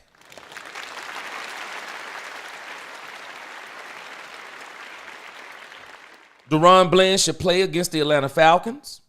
And I think the Cowboys, are going to have a great opportunity to beat the Atlanta Falcons. They're not as good as people think.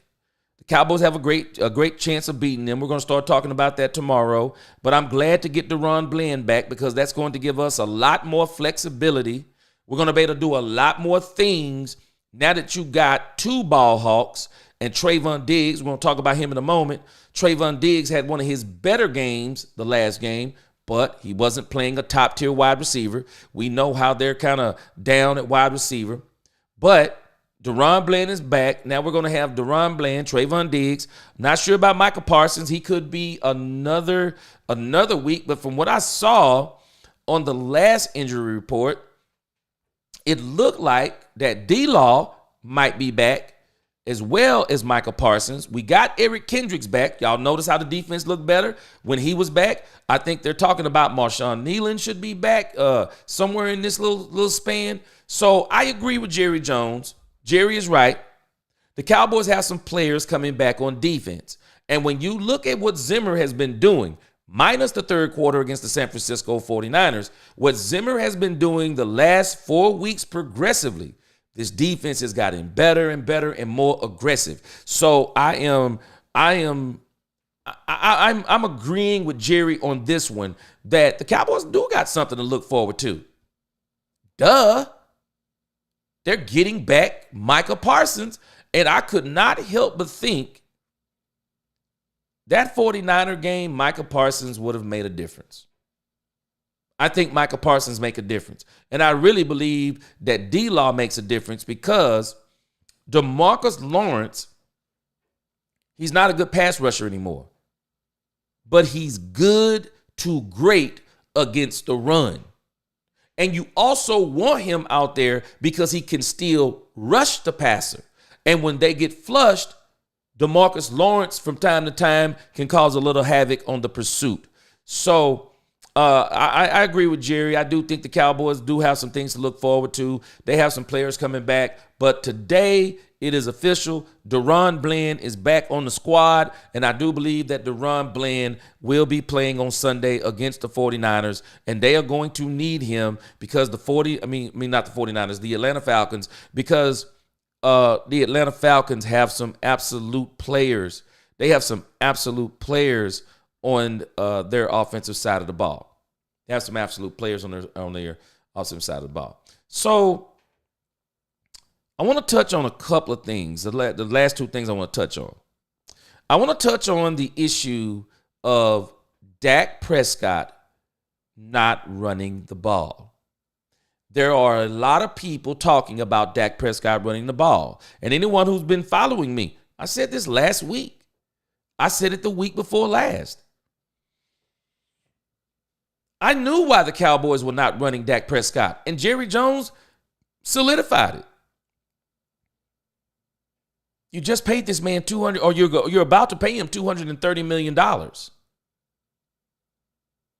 Why would you want him hurt? And with the team that he's playing with right now, they're still maturing. The line is not quite right. They're not committed to the run game. The defense is not quite right. I mean, I don't think Dak has a problem laying it on the line. But I think laying it on the line in losing causes or in a season even where it seems like there's some kind of soft rebuild or a flat out rebuild going on. Dak got to be real careful in how he's proceeding this year because you don't want to go into an offseason hurt. I mean, there are certain things you can't control, but there are other things you can control. And with the lack of blocking and understanding and scheme this team has, I mean, Dak would really be putting himself in some serious harm's way if he was running the football, especially on a regular basis. Because there are some people who are saying that, well, Dak should still be able to run the ball. Jerry should not be able to tell him not to run the ball. Man, I got news for y'all. Y'all don't think Jerry Jones has told Mike McCarthy to make sure Dak Prescott isn't running the football? Man, stop it. Stop it. Jerry is not going to run the money in the ground. I mean, think about it, y'all. What sense does that make? What sense does that make? You're just not going to do that. You're just not going to do that. Not in this situation. Not in this situation. Now, if we get further down the line and the Cowboys make a run, because they're going to have to make a run, they're going to have to string together 3 to 4 wins at a time. They're going to have to do it. They have 3 wins now, so they got to go on one run where they win 3 games, another run where they win 4 games. That'll get them to 10 wins. Now, if they want to go more than that, they can. But I truly believe 10 wins would still get the Cowboys in as a wild card. CT Niner says trade Parsons to the Niners. Oh, yeah, you wish that, don't you? Ain't no way Jerry trading. Boy, the 49ers done already beat us 4 times in a row. Could you imagine if we saw Michael Parsons on that team? Him and Bosa? 49ers going to the Super Bowl with Michael Parsons and Bosa and those coaches that they have over there. Spider-Man says, man, a merry-go-round that corner, Bland back. Amane out, injured against San Francisco. Man, right on time, isn't it? Yeah, Deron Bland, I'm ready for him to get back acclimated, and we're finally going to get to see what we've been wanting to see. Trayvon Diggs and Deron Bland. And don't even discount this part.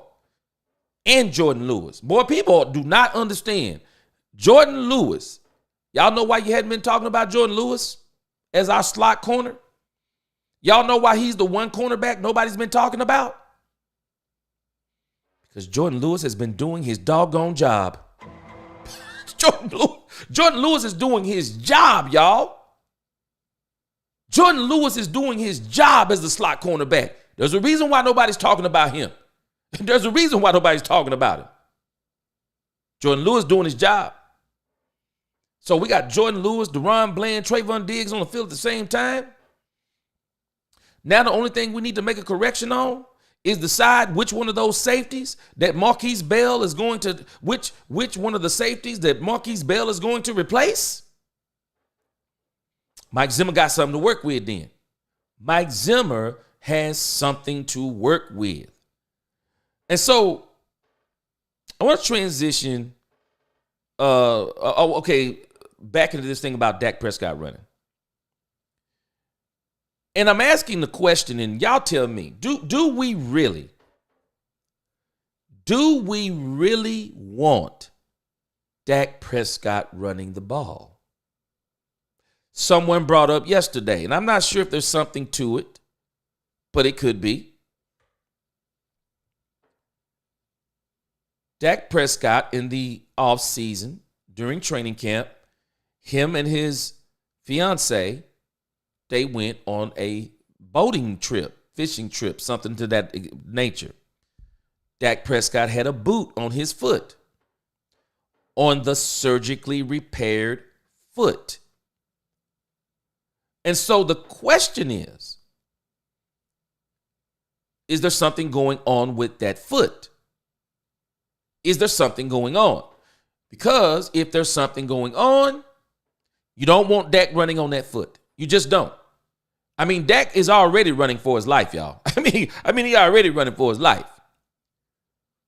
But do you want Dak to get some kind of weird tackle or something like that running down the field?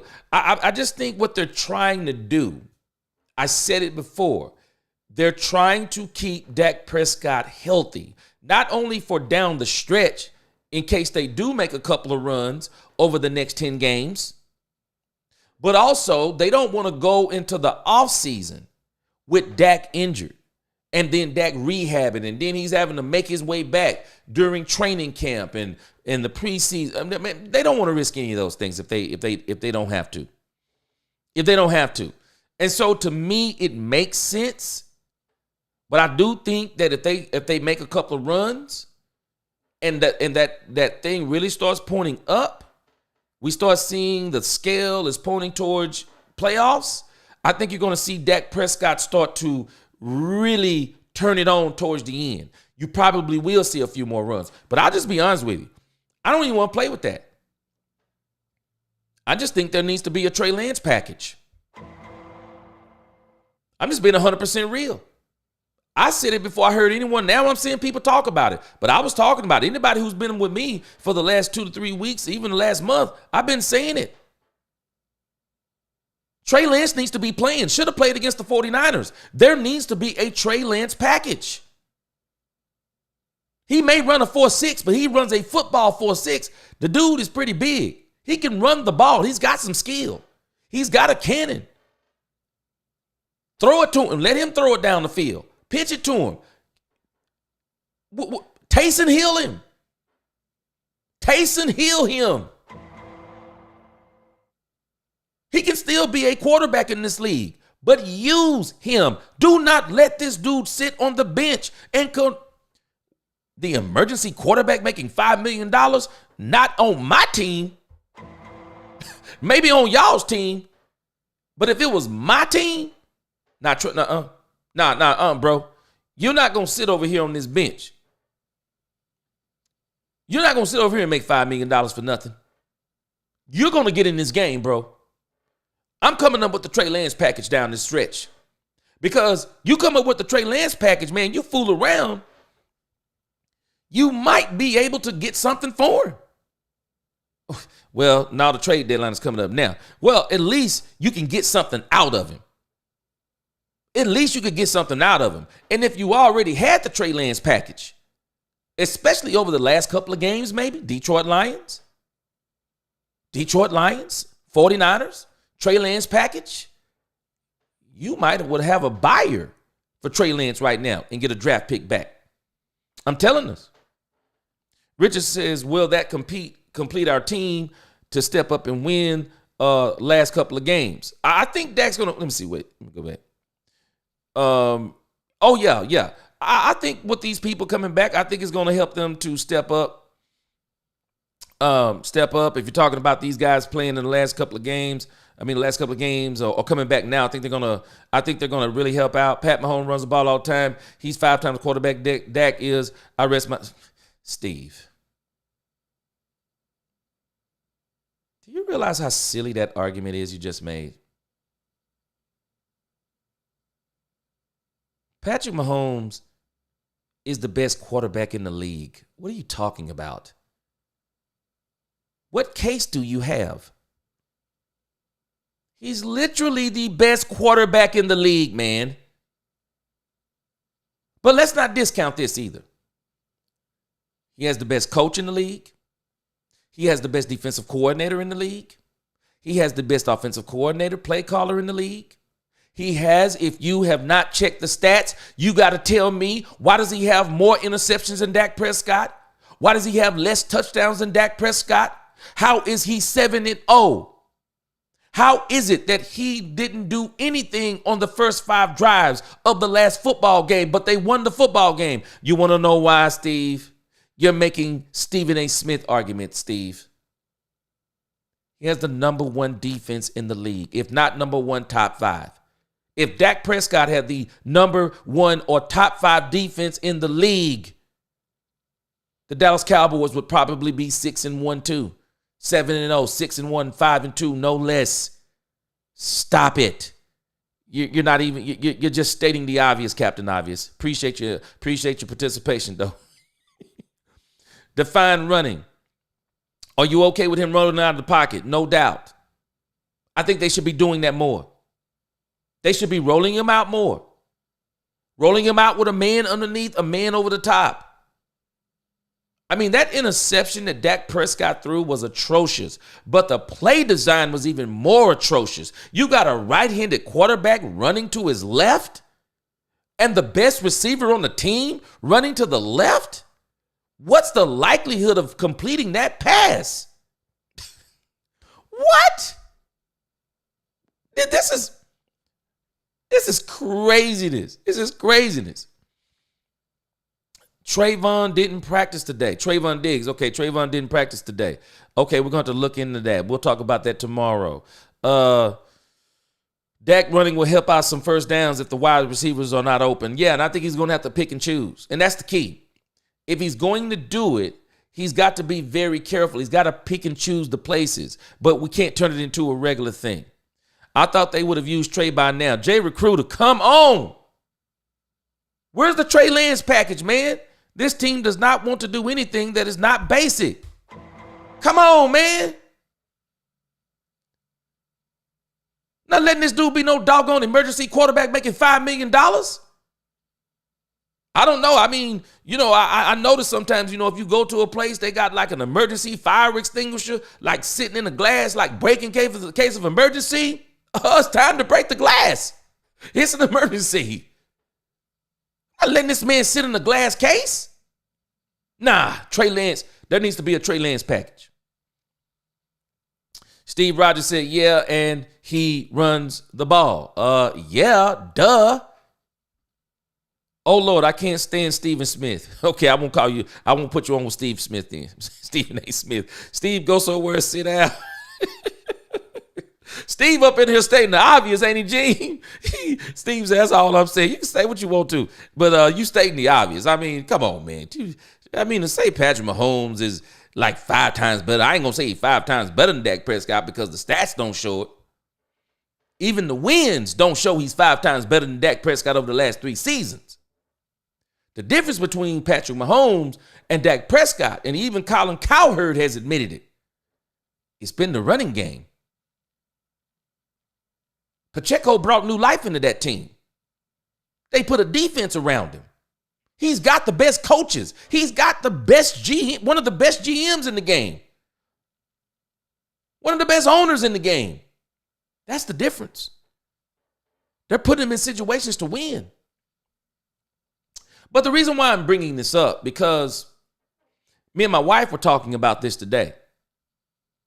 And the thing that I don't want us to fall into the trap of, we've seen this happen twice now. We've seen this happen twice.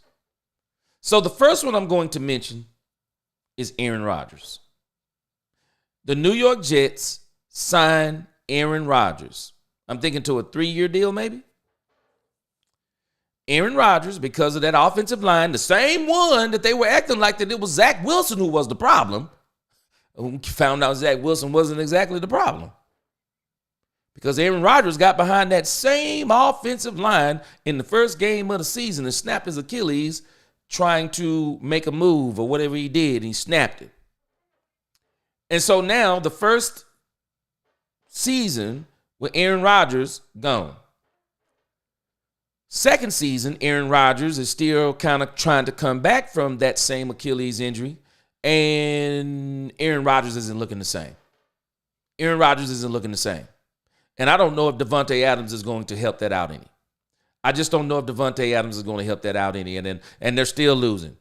And by the time that Davante Adams even probably gets acclimated into what's going on there, they're still going to be losing. And so you're going to see they're either going to have to extend Aaron Rodgers one more year and see what he looks like 2 years with Aaron Rodgers, or that's going to be a wash.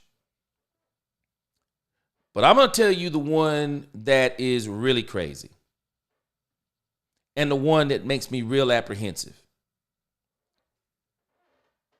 Deshaun Watson signs this ridiculous deal with the Cleveland Browns. 230, 250, somewhere around there. He signs that deal in 2022. It is now 2024. Do y'all know how many games Deshaun Watson has played in those 3 seasons? 13 games. Now, the first season is understandable. He was suspended. He was suspended for 11 games in 2022. But then he comes back in 2023 and he gets a shoulder injury after week 11. So you don't have him again.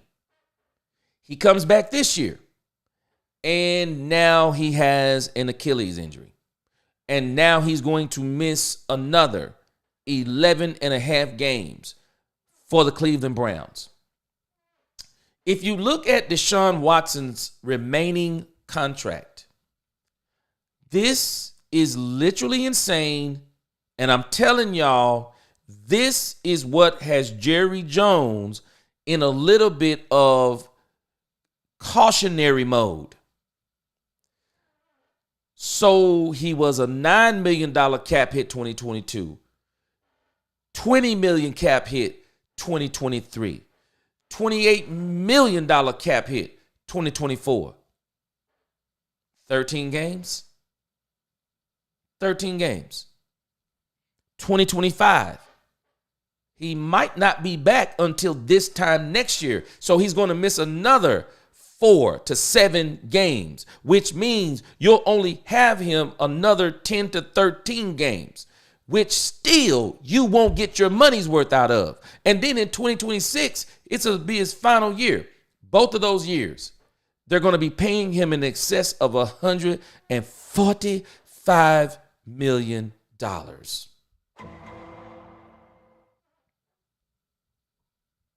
Y'all know what got Jerry Jones a little apprehensive? Because he gave Dak Prescott a similar contract. And one thing we know about the Cowboys, they believe that the money stays on the field. And if there's any inkling of something going on with his ankle, haven't heard heads or tails, but if there's an inkling of anything going on with his ankle, the Dallas Cowboys are saying no, can do. Light work, scrambling at the most, preferably quick passes, ball out of his hand, done. Richard said the backup quarterback ain't that bad. He almost scored during the Lions game. Yeah, but I don't trust Cooper Rush.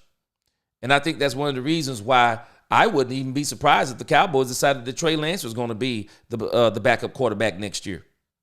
Cooper Rush can hold down the fort, but he's just not going to do anything exciting for you.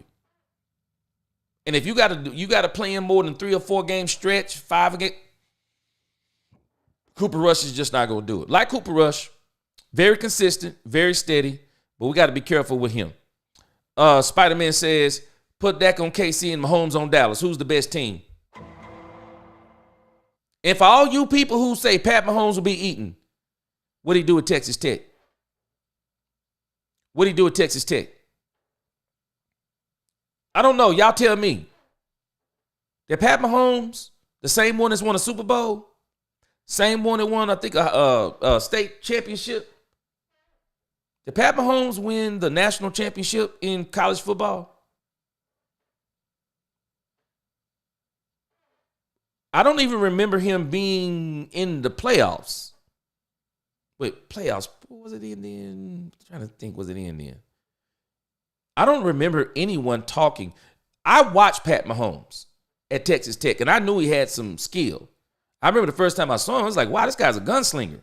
I mean, he was throwing touchdowns, and he was throwing interceptions. I mean, he was a gunslinger. You could tell. But he wasn't even high on a lot of people's radar in the draft. And so when the Chiefs when Andy Reid saw that he was still on the board, Andy Reid said, no, we got to go get him. If I'm not mistaken, the Chicago Bears took Mitchell Trubisky.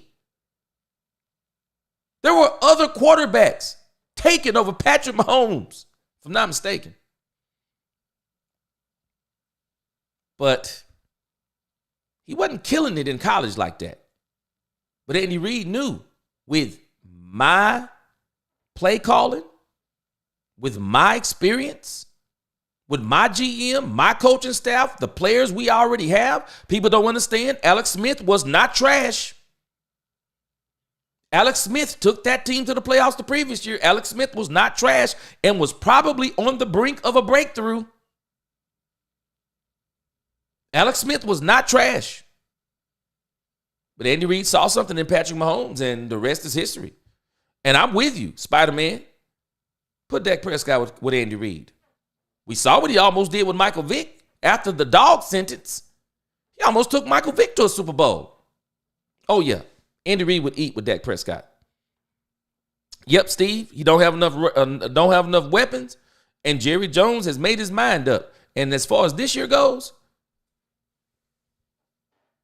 for me, giving you that contract, Dak, you're going to have to do what you got. Now, I'm going to get you something next year. But for me to justify in my own mind giving you that contract, you're going to have to do more with less. Jerry told us that. And I'm sure Jerry told Dak that. I'm going to get you something. Don't you worry. I'm going to get you something. I'm going to get you something next year. But right now, You gonna do more with less. And so let's finish this out. Last subject. Trayvon Diggs. Trayvon Diggs. Wait a minute.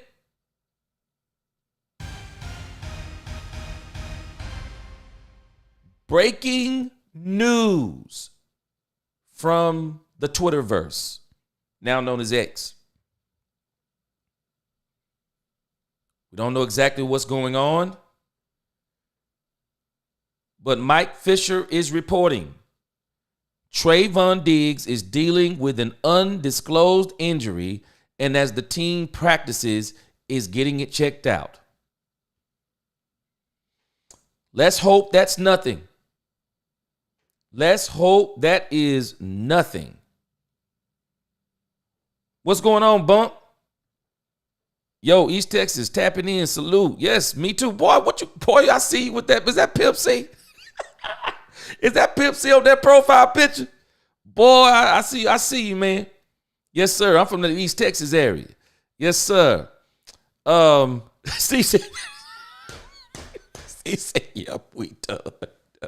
I don't know what it is, but they are saying that Trayvon Diggs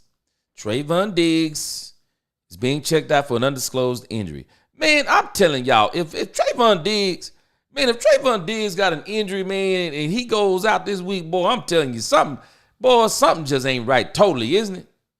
Because how you going to get Deron Bland back and then Trayvon Diggs go down? Let's just hope that's not the case. Let's just hope that is not the doggone case.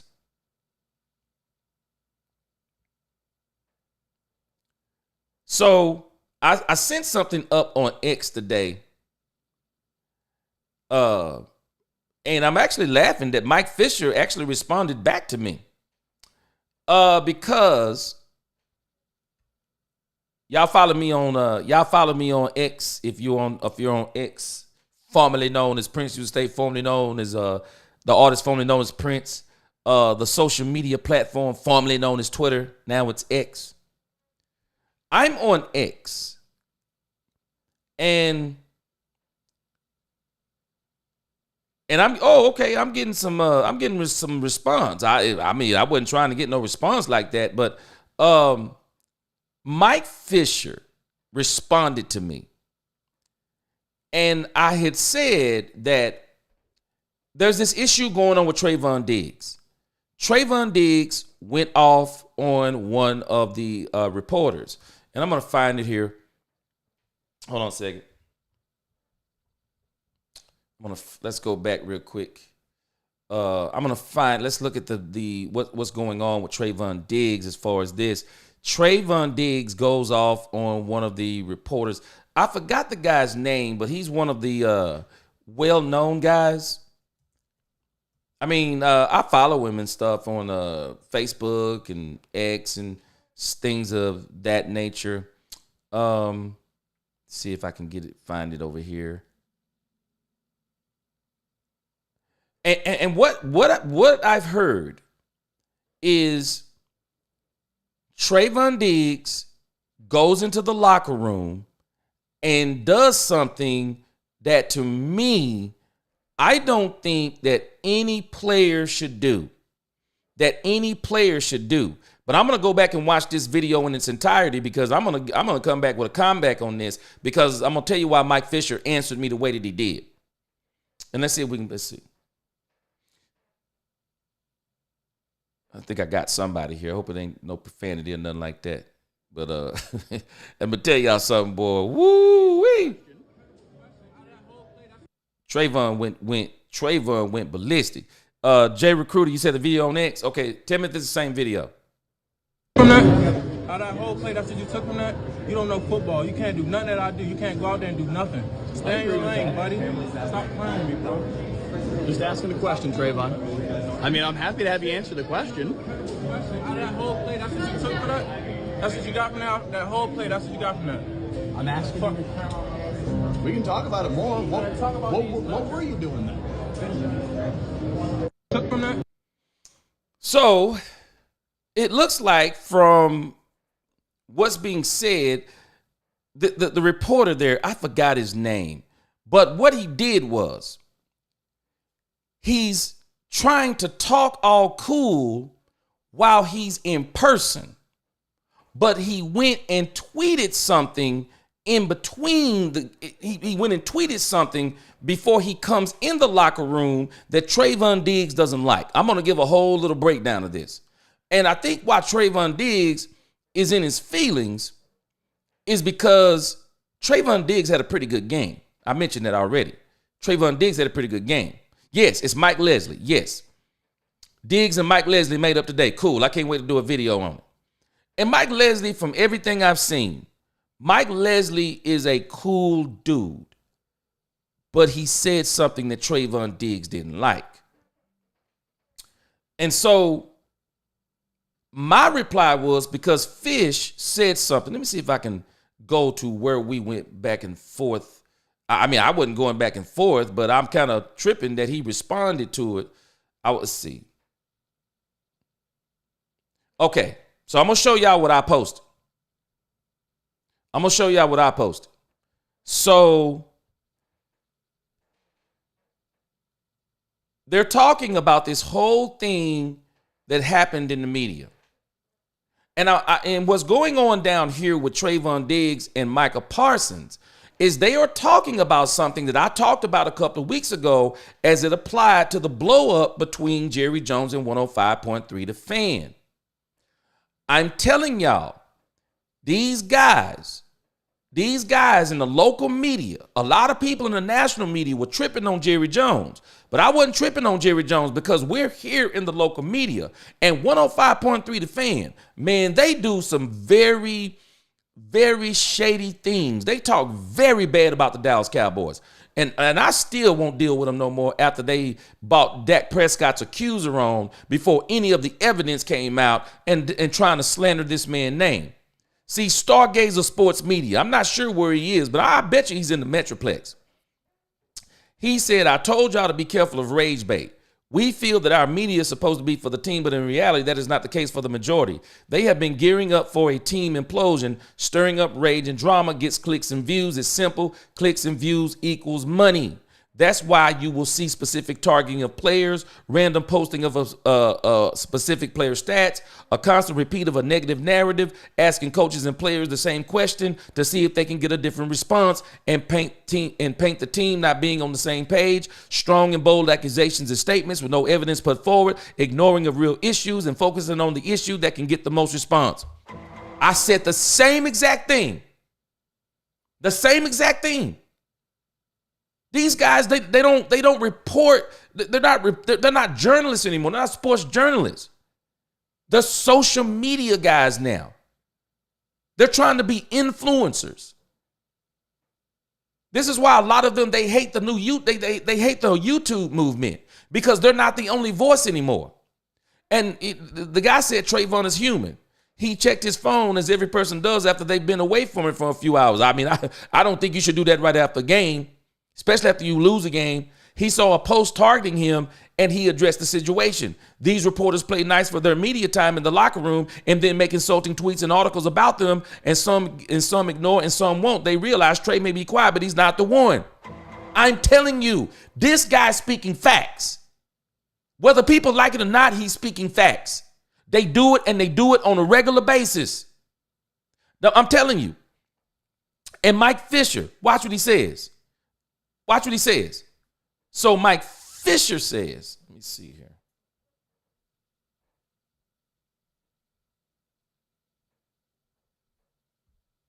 Let me go to what Mike Fisher. Okay, this is what Mike Fisher says. Mike Fisher says, respectfully to you and to Michael and Trayvon, I've been an NFL beat writer for 40 years. While unfair negativity is a journalist problem, certainly on national TV, where there is no face-to-face accountability, it is absolutely not my job to support or be for the team. So is he talking about being objective? Or is he talking about he gets to do whatever brings the clicks?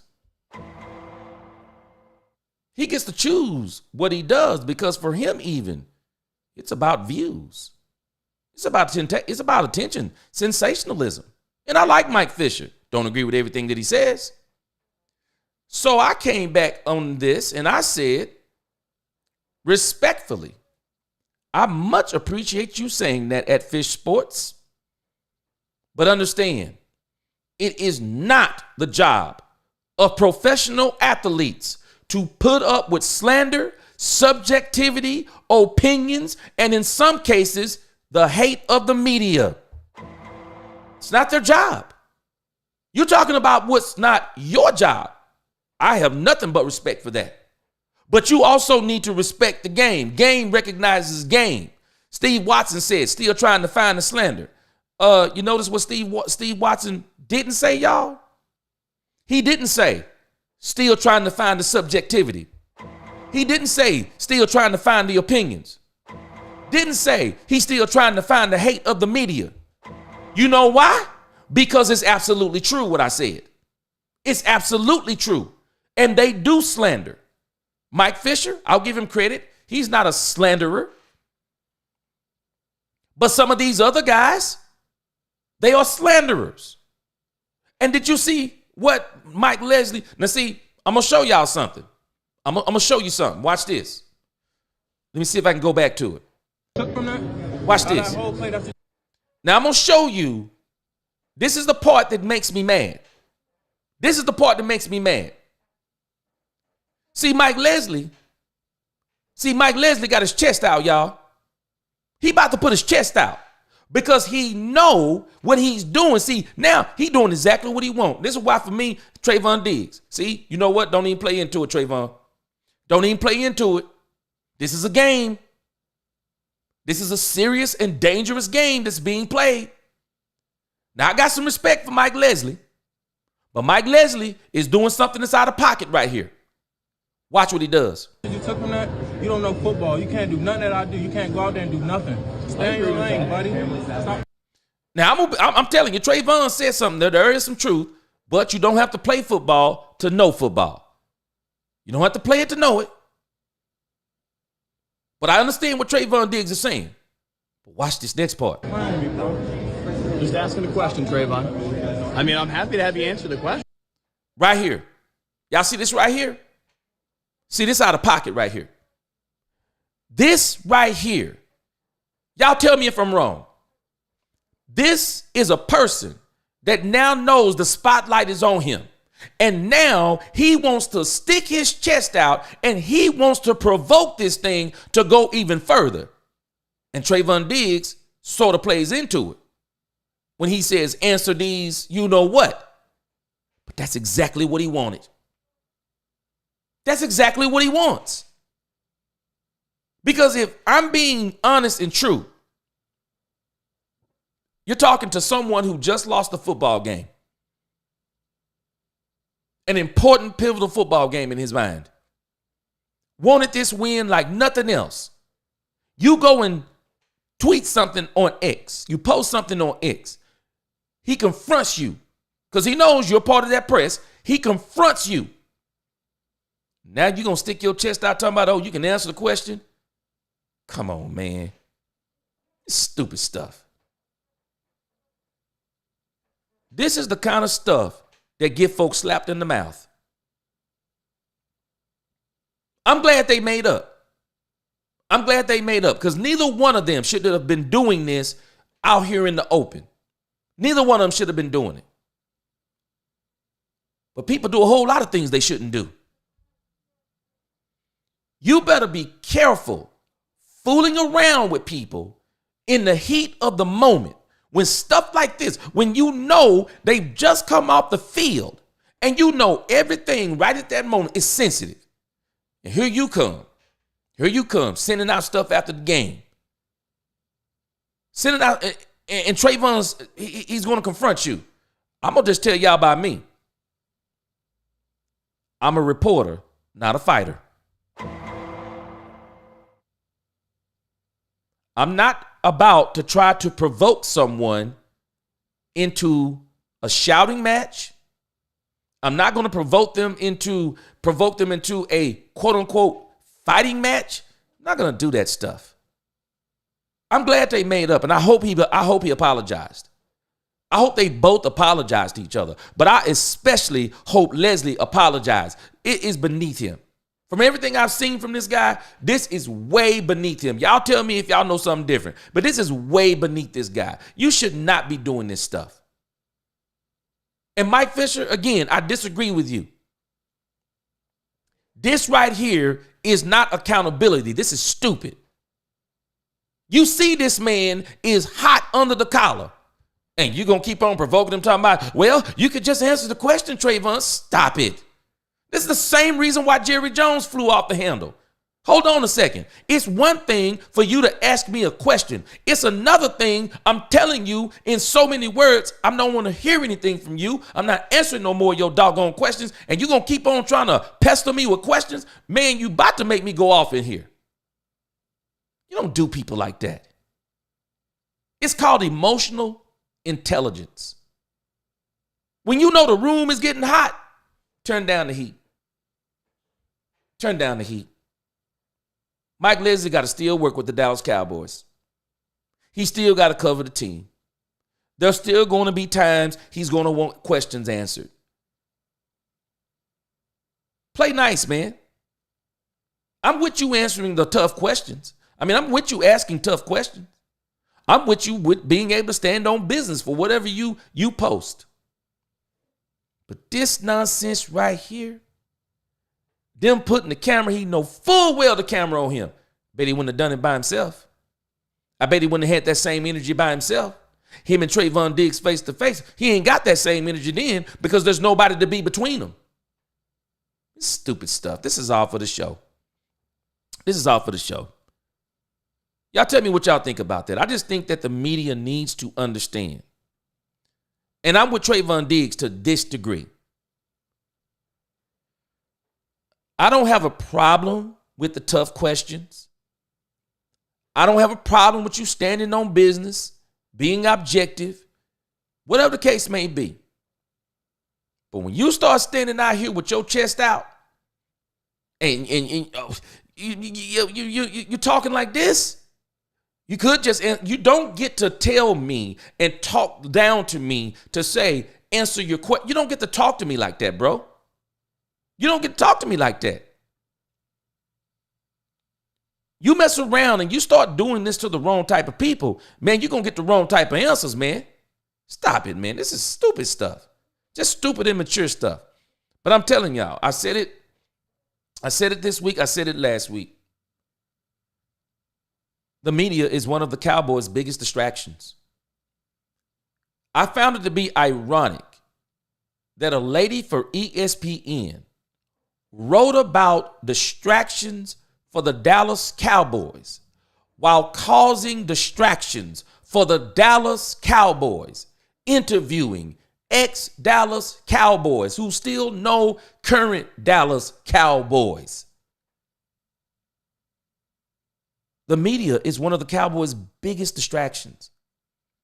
And one of the things I think they should do, they need to turn off social media a lot more. I know it's hard to get away from it, but they got to figure out better ways to get away from this nonsense. Spider-Man, provocation. I don't know Spider-Man, but where I come from, this right here, what Mike Leslie doing, this the kind of stuff that make you turn back around and say, what you say? And Trayvon Diggs, he catches himself, and that's why he says, answer these. Mike Leslie, come on, man. That's beneath you. That's beneath you, bro. Mike Fisher, that's not accountability.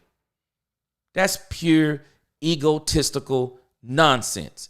And you know what? It seems like you see a lot of this around this team.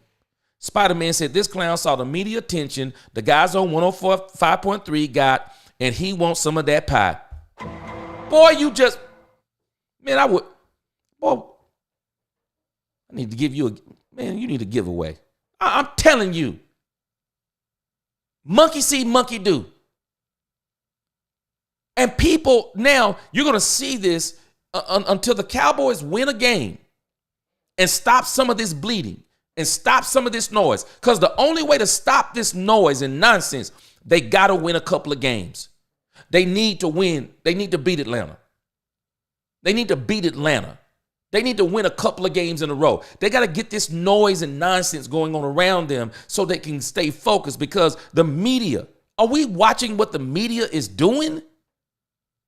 They are literally getting in the business more and more of the Cowboys. They're getting closer and closer. It's not just the national media. It's the local media. Come on, man. These guys, it's like a circus, man. 762 said JJ has created a toxic environment. And it started with Barry Switzer. It started with Barry Switzer. Jerry started bringing in the peanuts and the elephants when Barry Switzer came to town. And ever since, he hasn't stopped doing it. And he hasn't stopped doing it. I'm sorry. This type of stuff right here is just not right. It's not right. And so, hey, you know what? I'm glad. Hey, you know what? Cool, Mike Fisher. Cool. Appreciate the acknowledgement. Appreciate the acknowledgement. Okay. All right. Appreciate the acknowledgement on that. But I'm telling us, man, it's just not right. It's not right. This stuff has to stop. This stuff has to stop. So that's gonna do it for me today, guys. We're gonna be doing double shows. We're gonna be doing double shows come Thursday and Friday for sure. We'll be doing double shows. I've also started streaming over on X. Streamed over there today, and we're gonna keep on expanding this platform of talking not only about the Cowboys objectively, but we're also going to talk about the Cowboys. I mean, you know what? It's easy to talk about folk when everybody's talking about folk. It's easy to kick people when they're down. But for me, man, I like the Dallas Cowboys. That's all I've ever known. So for me, I'm going to be objective. I'm going to speak facts, but at the same time, I will continue to encourage this fan base. Encourage this fan base. Mike Fisher replied back to me. He said, Mike Fisher replied back to me. This is funny to me. Mike Fisher replied back to me. He said, false. Slander, you're right. Slander is illegal. Otherwise, it is the job of the pro athlete to put up with the rest. You know what? We're going to talk about that. I disagree with that. And maybe there's something in their contracts where I don't know, they have to put, I don't think there's nothing in the contract to say they have to put up with disrespect. I don't agree with, because Fish has also said that when you're rich, you don't get not to be famous. And I'm in 100% agreement with that. It comes with the territory.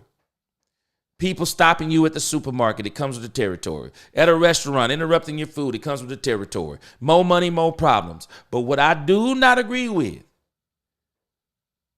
is that you're not obligated. You're not obligated to always stop what you're doing and give people attention, or do what people want you to do, or say what people want you to say, or take a picture. You're just not always obligated to do that stuff. But especially when it applies to the media, you don't have to always answer their questions.